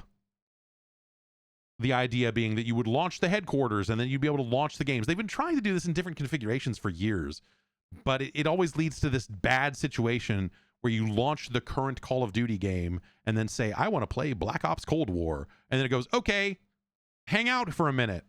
And then it says, okay, launching this other app. And it basically is shutting down the current Call of Duty, automatically launching the game from 4 years ago. And you still have to go through all of the same fucking startup sequence and bullshit. You should have just launched that one from the menu in the first place if that's the one you wanted to play. And Modern Warfare 3, yeah, there was talk for a while there that it was, that game was not going to be a full game. It was just going to be an expansion. So maybe that's part of why they did all that work. Black Ops 6 on Steam has its own game page, a totally separate thing. And it does not look like it is part of this Call of Duty HQ app or whatever. On the Xbox store, or the let me try and find it here. So if I go to the Microsoft Store here and I type in Call of Duty and I go look at, no, it was specific. There's two versions of the store on Windows, because there's the Microsoft Store that is full of apps and all this other shit, and then there's the Xbox app, which has its own game-focused store in it. I found something in there that was interesting, and I'm going to check and see if it is still like this. But basically, Black Ops 6 was in there as a separate game, and when you go look at it, it says coming soon to Game Pass. Or you can pre-install it now, which they do these incredibly long fake pre-installs, like preloads for all of their games. Okay. So, but there's also a page that just says Call of Duty. And that's the Modern Warfare 2 and 3, Warzone, like that's that Call of Duty. And it says I own one of them, but it still says pre-install. So basically, okay, so this separate Call of Duty page, I'm looking at it right now. It has text that indicates this is the old. Okay. It says, I'll just read it directly. Call of Duty HQ supports Call of Duty Black Ops 6, Call of Duty Modern Warfare 3, Call of Duty Modern Warfare 2, and Call of Duty Warzone. And there's a pre-install button, and it says coming soon to Game Pass. They revised the text. This didn't say Black Ops 6 before. And so I was looking at it and going like, wait a minute, this is the Modern Warfare 3 and 2 game, and it says coming soon to Game Pass. Are they getting ready to put that on Game Pass? What the hell's going on? And so it wasn't immediately clear what it was. It also says I own Call of Duty, which I don't own it in the Xbox store, but it will not let me install any of it either. It's a very weird. So this has, and it has the list of achievements. This has achievements for Modern Warfare 2 and 3 in it. And so that says to me that they will probably, well, I guess they don't have to, but like, it makes me wonder if they will put those older games onto Game Pass at the same time, which seems like a really weird choice, because if you suddenly have 3 separate Call of Duty games dropping on Game Pass on the same day, you want to funnel everyone towards the new one. But also, this is where Warzone will be launched from. So whatever. Long story short, the thing they did last year with Modern Warfare 3 made the way Call of Duty is presented on all storefronts a fucking mess. And what they're showing, if you open up the Xbox app on your copy of Windows and go try to decipher what you're supposed to be looking at, what you're supposed to be pre-installing, or which vault upgrade you're supposed to buy and whatever else, it is fucking confusing. And as best as I can tell, because it says that I own Call of Duty, I assume that means I could play Warzone, because Warzone has always been free to play and blah, blah, blah. And then the other 3 packages they're selling in the store here are all related to Black Ops 6. Long story short, I have no fucking idea when this stuff will come to Game Pass. But I think that they will launch Black Ops 6. They will give it some time to kind of succeed or fail on its own. And then presumably, I'm guessing they will eventually put the other Call of Duty games into that storefront. I could buy the Call of Duty Infinite Warfare Digital Deluxe Edition for $99.99 out of the Microsoft Store. It's got a 2.5 out of 5.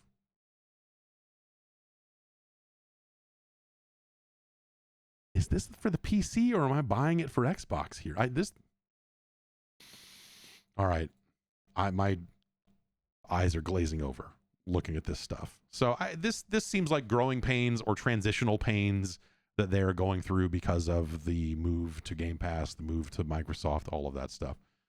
And I'm guessing that once they get out of the way, or once they get the launch of the next game out of the way, they will probably sit down and go like, okay, now what? Okay, let's execute on that plan you had 6 months ago about doing that. Or like they'll start to make moves on the rest of Call of Duty and figure that shit out. But I guess, I don't know. I get the impression that, whether it's from the FTC lawsuits or just how long the merger took or whatever, they're probably just sitting there just going like, okay, let's just get Black Ops 6 out the door and not touch a single fucking thing with any of this stuff until then. And once that's done, we'll figure out the rest of it. But right now, Jesus Christ, everybody just sit down.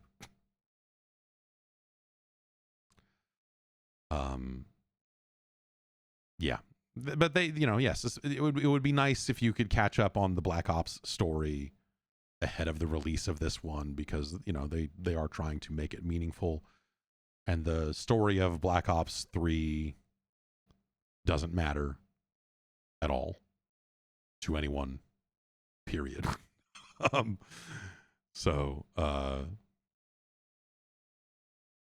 But Black Ops Cold War does. So in a weird way, like what you would want to do is you would want to play 1, 2, and Cold War.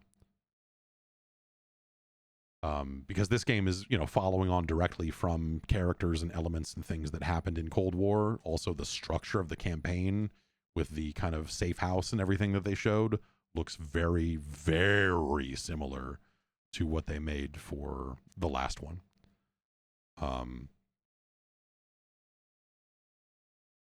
It's a mess. Short version, it's a fucking mess, man.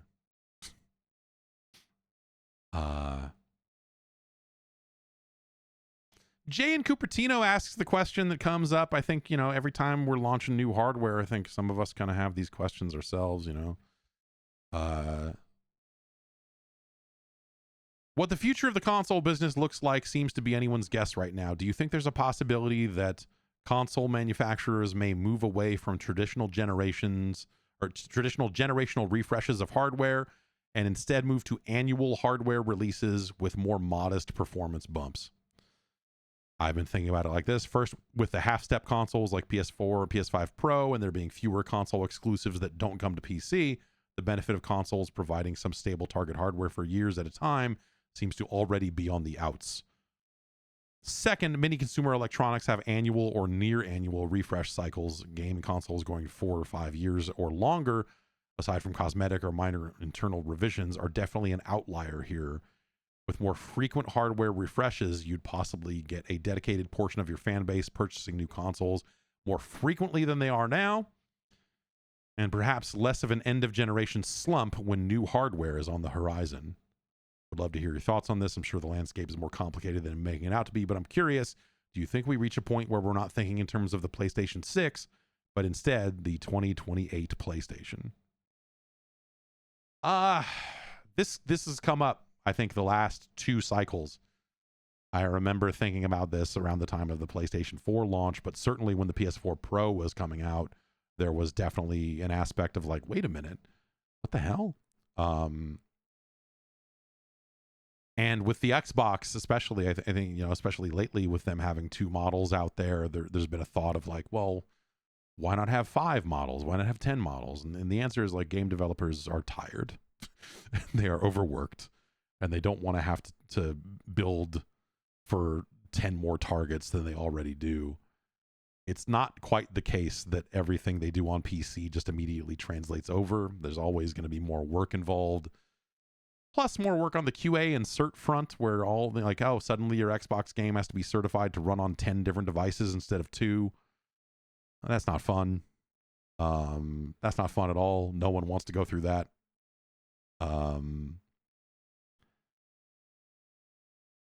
And I don't think that there's consumer demand for it. I agree with you that there is sort of that game consoles maybe are a bit of an outlier here in terms of not having an annual refresh.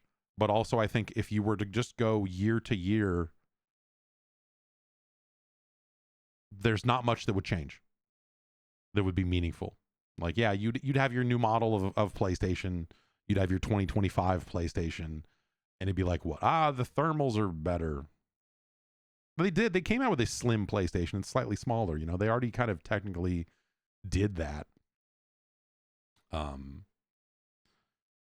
there's not a meaningful performance boost there. There were cases, I think it was largely because of just like better thermal situation, like better cooling and whatever else. But like when the first batch of, I believe, was the Xbox 360 Elite consoles, the first black one with HDMI ports on it. If it wasn't that one, it was the one that followed that. But like there was a situation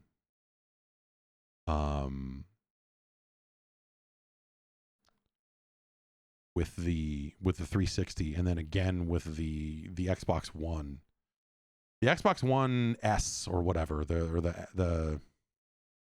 redesigned the Xbox One to make it feel less hollow and made a smaller, and in that situation, I think there was a thermal change or basically like they didn't advertise it as such, but that console got slightly better frame rates than a base level original launch Xbox One. And it's not necessarily because of anything they did on purpose. It was just like, well, this thing can dissipate heat better. So technically we can get a little bit better of a clock speed out of it. And so it can run a little faster.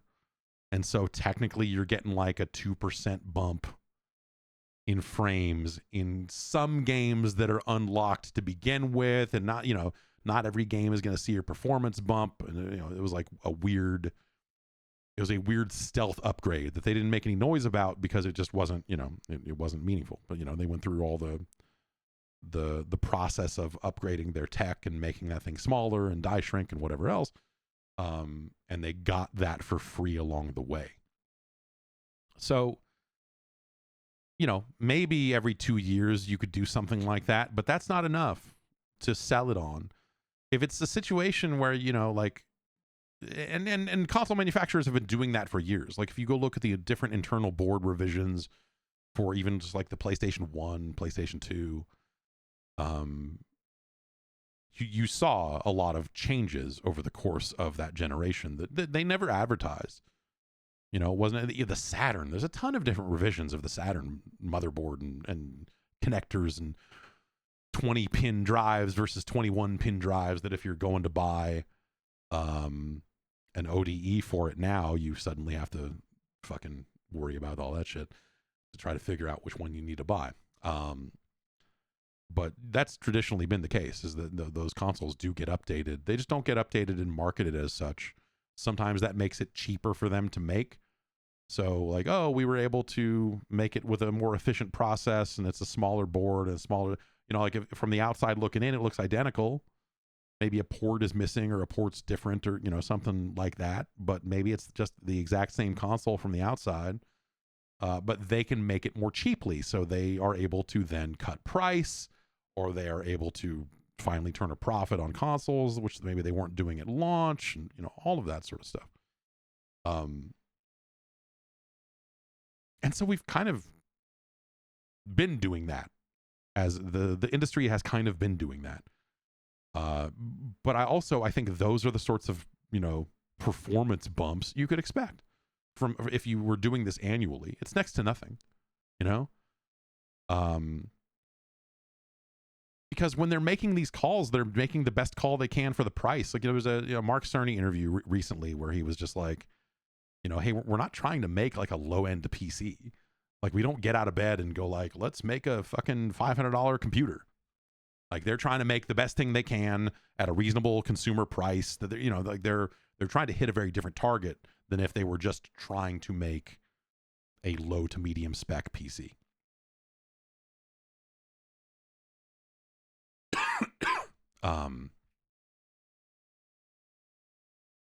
And so, that's why you can, you'd really only get a meaningful performance bump out of these things if you were to wait 4 or 5 years for, like, okay, now we're going to make our Pro console. And even when you go look at the supposed specs of that PS5 Pro, it's not nothing, but you don't look at it and go like, oh my God, this is going to be a game changer. You look at it and go like, okay, this will afford better frame rates in some of these situations, and perhaps it'll leave a little more headroom for ray tracing in these situations. And hey, it'll have this scaler that it'll use to get to higher resolutions more frequently for less cost, for like it's not that different,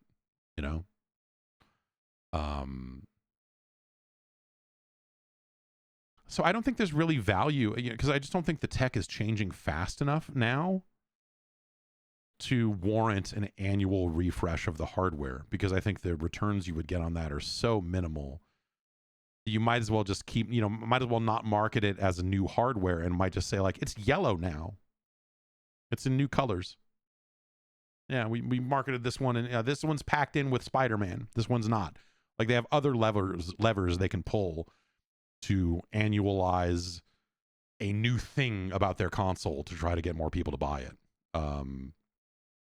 And so the idea of trying to sell to the same people year in, year out by having these minimal upgrades, I think those players get burned super fucking fast. And I don't think that there's interest. I just don't think, and I don't think it works for developers. I don't think it works for, I don't think that helps anyone, ending generations and annualizing console upgrades. If you were to normalize a 3-year, 4-year cycle or something like that, maybe. But again, they want to do it more often than that. And so that's why you see color changes. That's why you see like, hey, this limited edition 2 terabyte model, because, you know, with the way parts have changed and parts availability and pricing and whatever else, they are able to say, okay, fuck it, let's put a 2 terabyte drive in this instead of a 1 terabyte drive. We can mark it up another $100 or whatever to cover that cost, and, you know, do it as a limited edition thing, and here you go.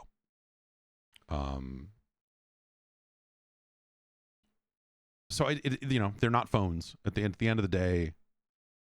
Well, even phones are not.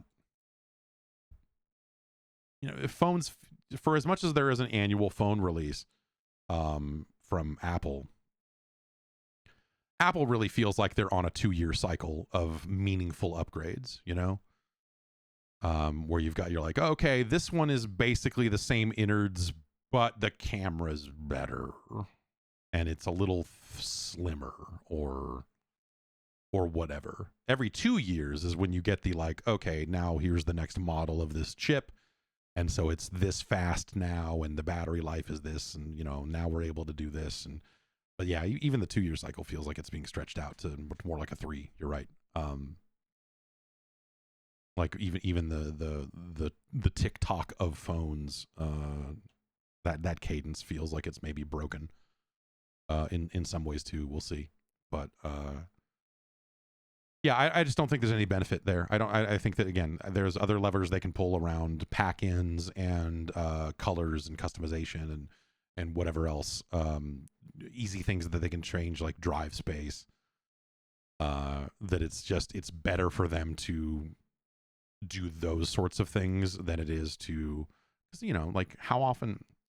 If they wanted to do an annual console, there would be a team devoted to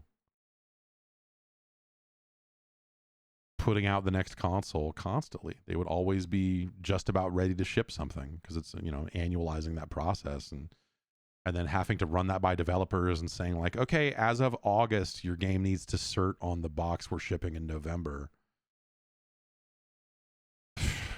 So deal with that, fuckers. Like, no one wants that.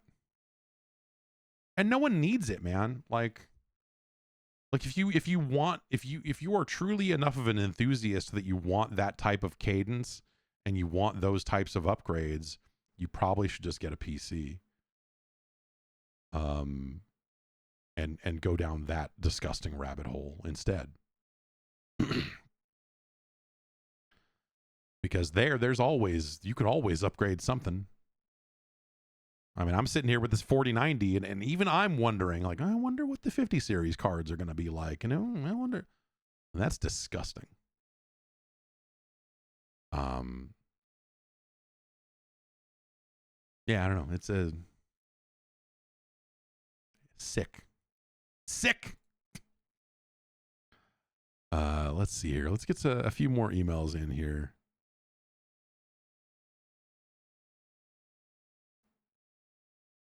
Reuven writes in and says, ever since Penny Arcade made a comic about it, I've been curious about Kensha Hall at E3. What was the atmosphere like there? What was the weirdest or coolest shit you saw there? I usually didn't go. I usually did not have time to go, like, traipsing around the entire show floor in search of everything, you know? Like, I had a lot of appointments.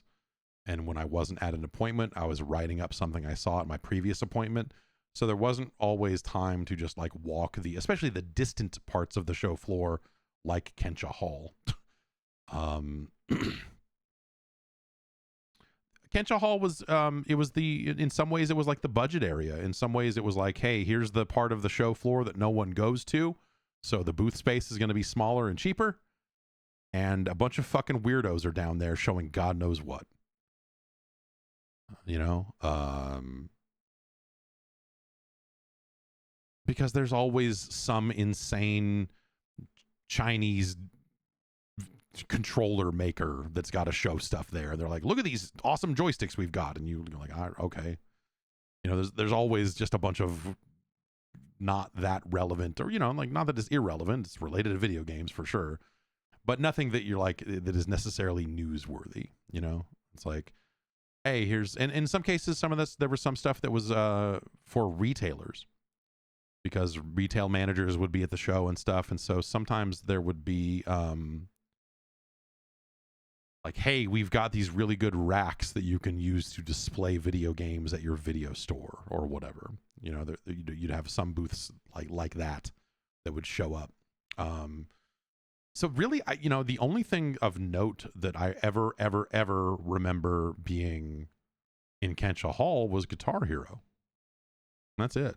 You know, that was the only time I ever heard like, yo man, you got to go check out this guitar game. I'm like, oh, is it like Guitar Freaks? Like, yeah, but it's got like real American music in it. And basically like, and then I had to seek it out. I'm like, well, where the fuck is it? I'm like, it's in the hall that's under the stairs. You go up the stairs to where Nintendo is. It's like down here in the underbelly of this monstrosity. And you're like, what? You mean like Concourse Hall? You're like, no, Concourse Hall is the hall between the two halls that is really just a literal hall, and there's a door off to the side, and there's a bunch of closed meeting rooms in there. Concourse Hall is where you would go to see like, hey, we've got a very dark box here that is a zillion degrees, and inside Concourse Hall is, that's where you're going to go watch Cyberpunk. I saw Star Wars 1313 probably in Concourse Hall. Which is literally just like, hey, we're going to put up some temporary walls here and form a gigantic hot box, and that way it can be dark enough for you to look at a TV for 5 minutes.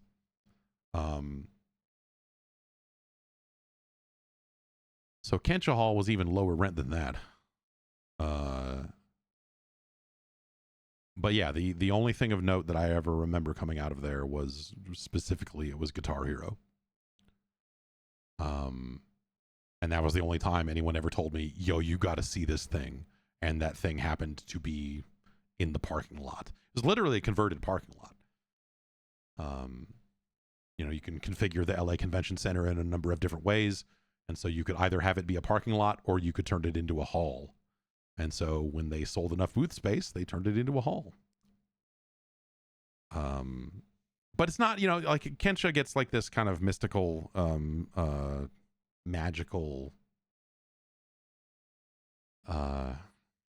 reputation these days, but it was all the same busted shit that would show up at GDC or something. It was like the first place I ever saw like, hey man, we hooked up this device that emits smells to a PC and it's going to make video games smell-o-vision, like that type of busted technology would be shown. I believe I saw that at GDC, but that's the sort of thing that definitely would have ended up in Kensha Hall for sure. Like that type of trash. But yeah.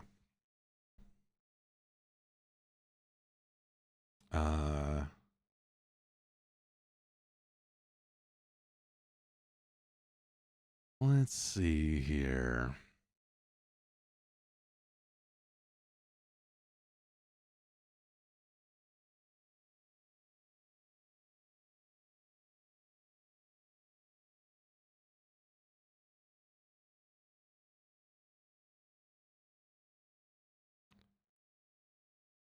John from England writes in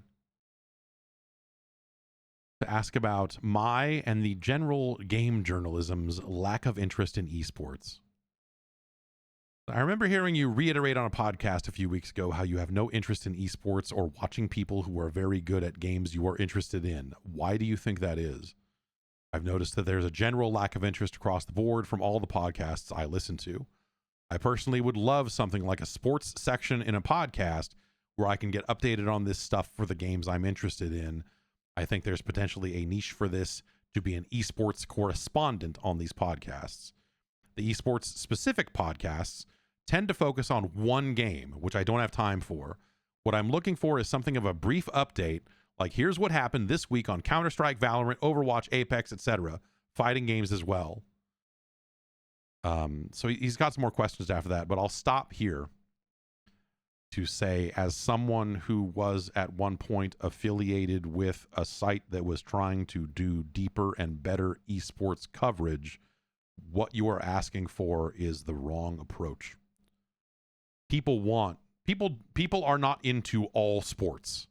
It is not a sports center situation where the bulk of the audience wants to stop and hear everything about every competitive game. And this has maybe changed a little bit over the years, but generally speaking, if you care about Valorant, you might not care about Overwatch. If you care about Overwatch, you might not care about Call of Duty.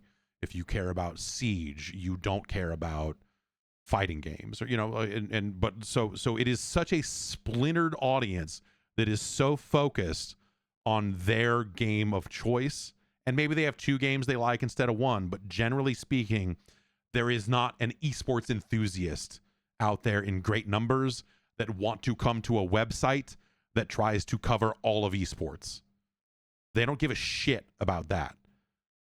If they go to the website and it's Overwatch information in the top slot, but they're there for Siege, they leave. They don't go, oh, what's going on in the world of Overwatch? They don't fucking care. And so the right approach for those people is, here is a podcast devoted to Rainbow Six Siege. Here is a website devoted to Siege Esports. Here is a, the market is incredibly splintered. And so you've seen a lot of people come into the space and they all have the exact same approach and the exact same language about it, where every single one of them thinks they're going to be the ESPN Sports Center of esports. The number of executives that have funneled into this space thinking that they're going to be the ones to figure it out, and that they're going to be the ones to crack the esports coverage thing up wide open. It's hilarious. Like, the number of people that have fucking died on the rocks, crashed on the fucking beach trying to fucking do that shit is hilarious.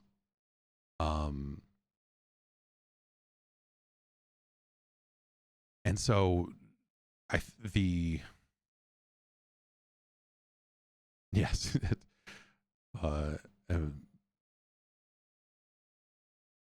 MM's iPhone says esports in general is a VC investment graveyard. Yes. Esports is like we talked about some of the Valorant stuff, but sometimes esports, and we talked about some of the skins, esports seems fake to me sometimes. Esports to me sometimes seems like it's a bunch of people that are propping up a thing because they want so hard to believe that that thing is going to be a thing, and that thing is going to make them a ton of money, whether they're a player or a team owner or a website devoted to covering it or whatever. It has that kind of true believer syndrome, the same way crypto and NFTs do. That it has a lot of people that are just trying to prop this thing up because they have to believe that this is going to be a thing, and that it already is a thing, and you've seen you've seen real sports teams invest in esports and try to start up divisions there, and they've come and gone out of the space. There was a big push for a long time to try to get mainstream sponsors for esports tournaments, trying to get Taco Bell in there to sponsor a bunch of esports stuff. And no one, that never really materialized in the way that they needed it to. And colleges are trying to have their college esports team, and that's a weird thing, but will anything come of that? And so as someone who has been around and adjacent to this stuff for a very long time, when I take the long view and you go all the way back to when MLG was starting up, and what's the guy's name? Sundance. That guy's name was Sundance, right? What Sundance Giovanni? Is that am I making that up? Sundance D Giovanni, co-founder of MLG.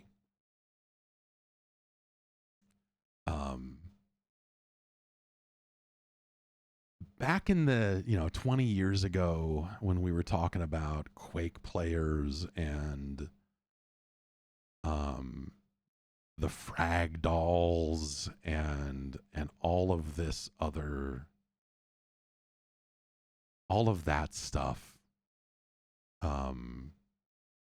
it had the same stink on it then that it does now. That there's like a bunch of business dudes circling this space like sharks, looking for a way that they can turn these kids' passion into dollars. There's got to be a way that I can get people to watch this guy play Quake. And the entire thing has always seemed massively exploitative of the players. This is something I think we really kind of uncovered more when, I think some of us were a little more focused on the StarCraft scene, and you would see the StarCraft team houses and, and now they've got facilities that they named after, they sold the naming rights to their training facility to a crypto company, and you just look at the whole thing collapsing and go, yeah, that looks about right. That's perfect. Yeah. All those people belong together for how that stuff appears to be going, right? And so I think that a lot of that stuff just feels fake. It doesn't feel authentic to me. It feels like mercenaries that are trying to figure out a way to make the most money possible. And even some of the players feel like they just want to get in and try to make a name for themselves. And, like there's, there's players now that have kind of aged out of the competitive scene that are just like making a comfortable living streaming and doing whatever else, right? And they've managed to parlay that into something that lasts a little more than an esports career, right? But I think that's the problem, is I think that it feels like a very heavy party scene. I know that there were people that I worked not directly with, but people that were involved in the esports operation that I was adjacent to for a little while. They were just like, they had the vibe of dudes that want to fucking stay up too late and do coke and be creepy. That's esports to me. Shitty business dudes, coked up. Feels like a lot of the coked up business guys got driven out of a lot of the other spaces in video games, and esports is like their last safe space to go be creeps. And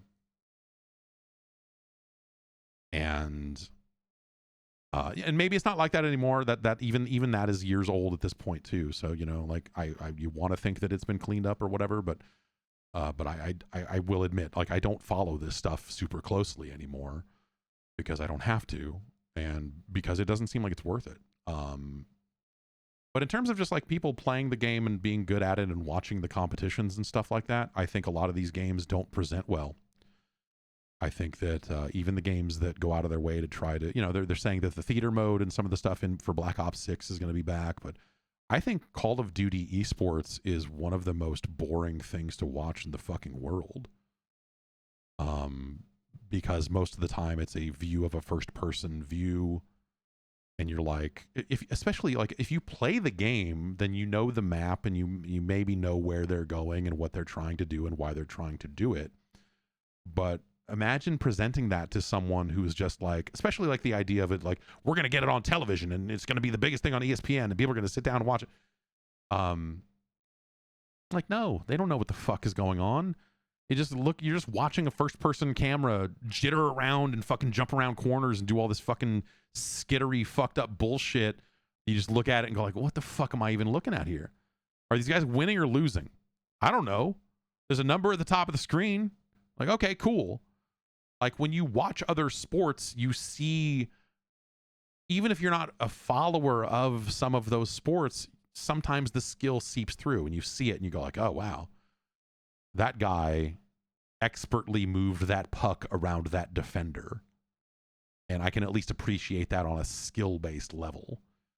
The MOBAs had a leg up there because the MOBAs had better spectator cams and a lot of other, like the rules of a MOBA are not entirely unlike football, right? I mean, you're pushing up and down a field, you're taking space, you're giving space up, there's bits there that I think could translate, but that had its window and I think it failed.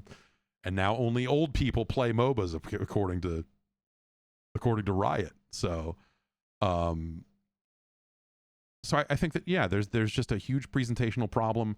ESPN took a really long look at it even before the pandemic, but when the pandemic was happening and they were desperate for any kind of sports, they turned to esports to try to get something to happen, and everyone thought that was going to stick around. Like, oh, we did it. We finally got there. No. The minute fucking there was a guy fucking throwing ping pong balls into fucking red cups somewhere in an arena, ESPN was like, this is better than whatever the fuck that bullshit is. Give us fucking the Ocho. Like, fuck it. I don't care. Give me something real. These guys are trying to flip fucking baseball cards against a wall. We're airing that for 8 hours straight. Like, oh, don't you want to put Street Fighter on? No. Give me the guys flipping fucking cards at the wall. That's infinitely easier to follow than any of this other shit. And so ESPN was never in it. The thing I always heard about StarCraft esports specifically, and this is racist, make no mistake, is that with StarCraft and some of those other esports that were massive in parts of Asia, that the feeling was that the American audience would not watch until there were more English-speaking players winning tournaments, and that they would not grasp onto any of the teams or players unless Americans were doing well.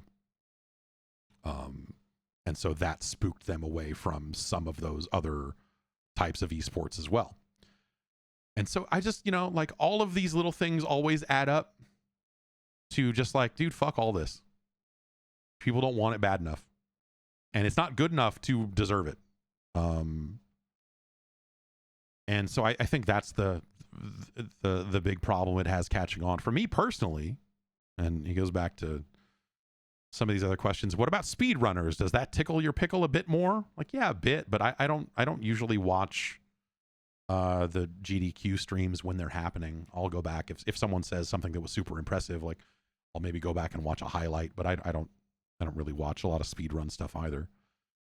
Do you think personally this relates in a wider sense to your lack of interest in sports in general? I hardly play Overwatch anymore, but I enjoy watching the Pro League or top 500 streamers, but I also enjoy watching sports too.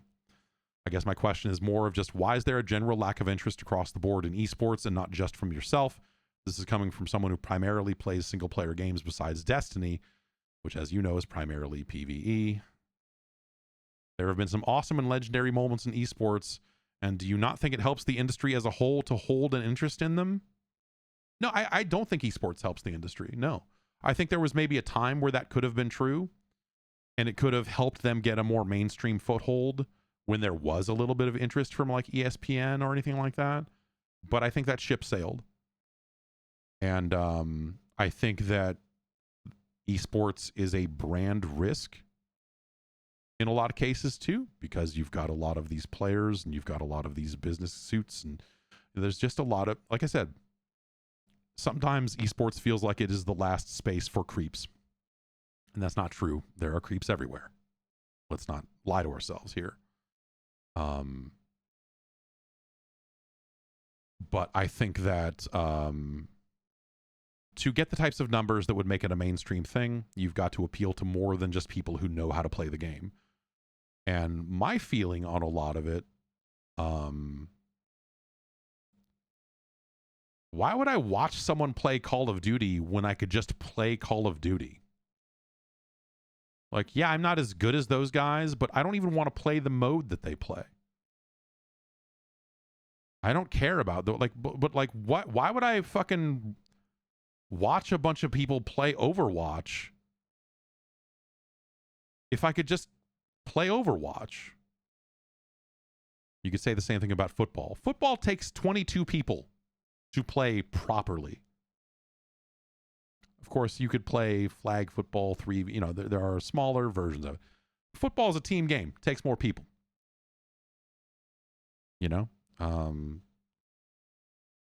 But I don't care. I don't care about like, oh, this guy's good at this game and he did this and he won this tournament or what. Like, I maybe care about it. I think fighting games are maybe the lone exception. And I think that's a situation where, because I tend to know a thing or two about some fighting games, but also I think fighting games were the shot. Fighting games were the thing that could have punched through, because I think that they put big life bars at the top of the fucking screen, and you can appreciate it the same way. Like, I don't understand the finer points or even the duller points of boxing. How to slip a punch in here and do this. Like, the sweet science is lost on me completely. I'm just like, I don't know, man. Hit the guy. Is he blocking? Hit him somewhere else. Like, that's boxing, right? Is there more to it than that? I don't know. Probably. I don't really care about boxing. But I think that, like, that you can understand fighting games. For the most part, you're not always going to understand why, like, there's going to be moments where, like, a player who understands the game watching a match is going to go, oh my God. And you're going to go like, what? He blocked a thing. Like, yeah, but that's really hard to block. The explanation is this big, long, like, like if you watch that Evo moment without the audio of that full combo in Street Fighter 3 being parried, and you don't know what it takes to do that, and if you can't hear the crowd losing their fucking mind about it, you might just go like, I don't know, I've seen a guy block a lot of stuff today. What's it matter? That might be completely lost on you if you don't understand the game in particular. And so I don't know. Like, I just think that esports. The other thing that happened is, I think, after a lot of like leagues came and went, I think you had a situation where Activision realized, like, no, we need to control our leagues. We need to run the Overwatch League. We don't need to outsource some weird bullshit to a bunch of fucking creeps. We can be our own creeps. Let's hire half of those creeps to come in here and be creeps. And then suddenly, if you want to report on it or carry highlights or anything like that, suddenly you're also dealing with the company that publishes the game, and the whole thing's a big marketing effort and whatever else. And that's not great either. But that was the approach for a while, was like, we're going to be the league that runs these games. And then it was like, the fuck you, we're going to run them ourselves. It's our game. And they're like, oh, I guess we're out of business then. Shit. Fuck. We should have. Oh, man. You want to do a partnership? No. But you can come work here. Okay.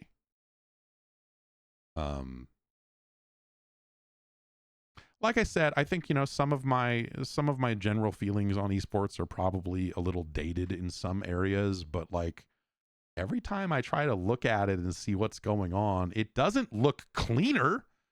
It doesn't look better for the players. It doesn't look less exploitative. If anything, it seems weirdly desperate now, because now the money has gone out of the space that everyone was trying to trick into being there for a while. And so now you have like all these weird, petty, personal fucking fights of like, oh, this team cut half its fucking people because they're getting back to their roots, because they felt like they were just a bunch of streamers and not a bunch of competitive players. And so then you've just got a bunch of like, it's YouTuber drama at a certain point.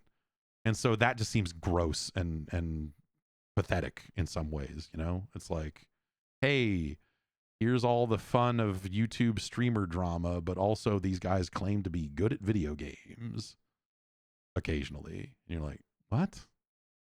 Fuck all these people. And so I don't know. The whole thing just looks like a fucking mess. And then, think about that from a sponsor's perspective. If you're Taco Bell, and I keep using them because that was a brand that everyone was trying to land for a good long time.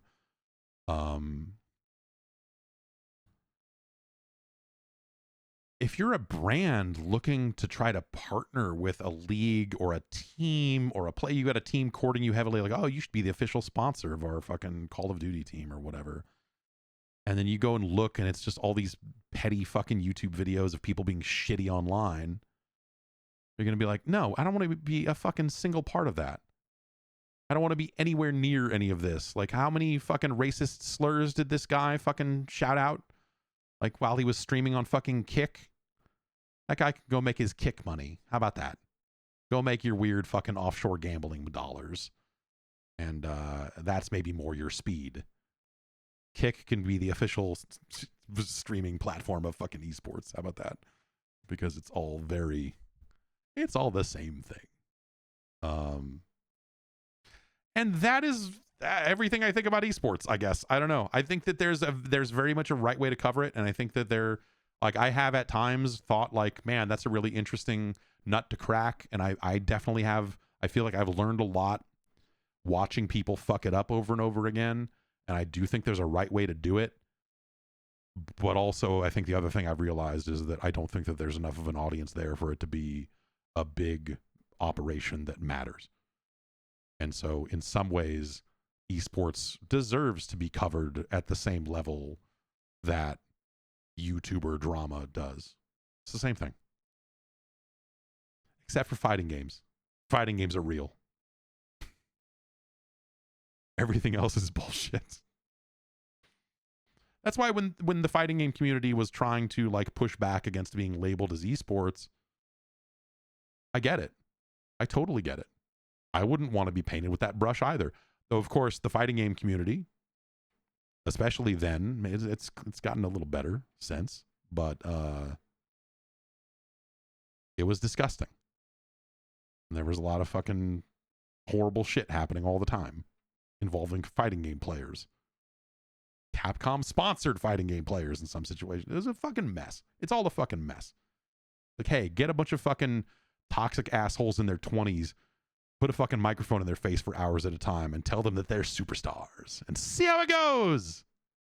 That's the magic of esports. What brand wouldn't want to be associated with these fucking guys? Jesus. All right. That's going to do it. That's the show. I'm going to get going. Podcast will be back next week. We'll be back tomorrow to do some video gaming. And, of course, on Friday, we will rank some 8-bit Nintendo games.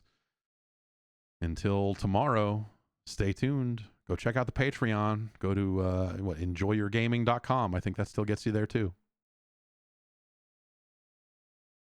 And sign on up. Get some ad-free shows. Get all sorts of other stuff. New Hall of Fame recorded. I have to edit it. It'll go up soon. Take care of yourselves, everybody. And I will see you next time.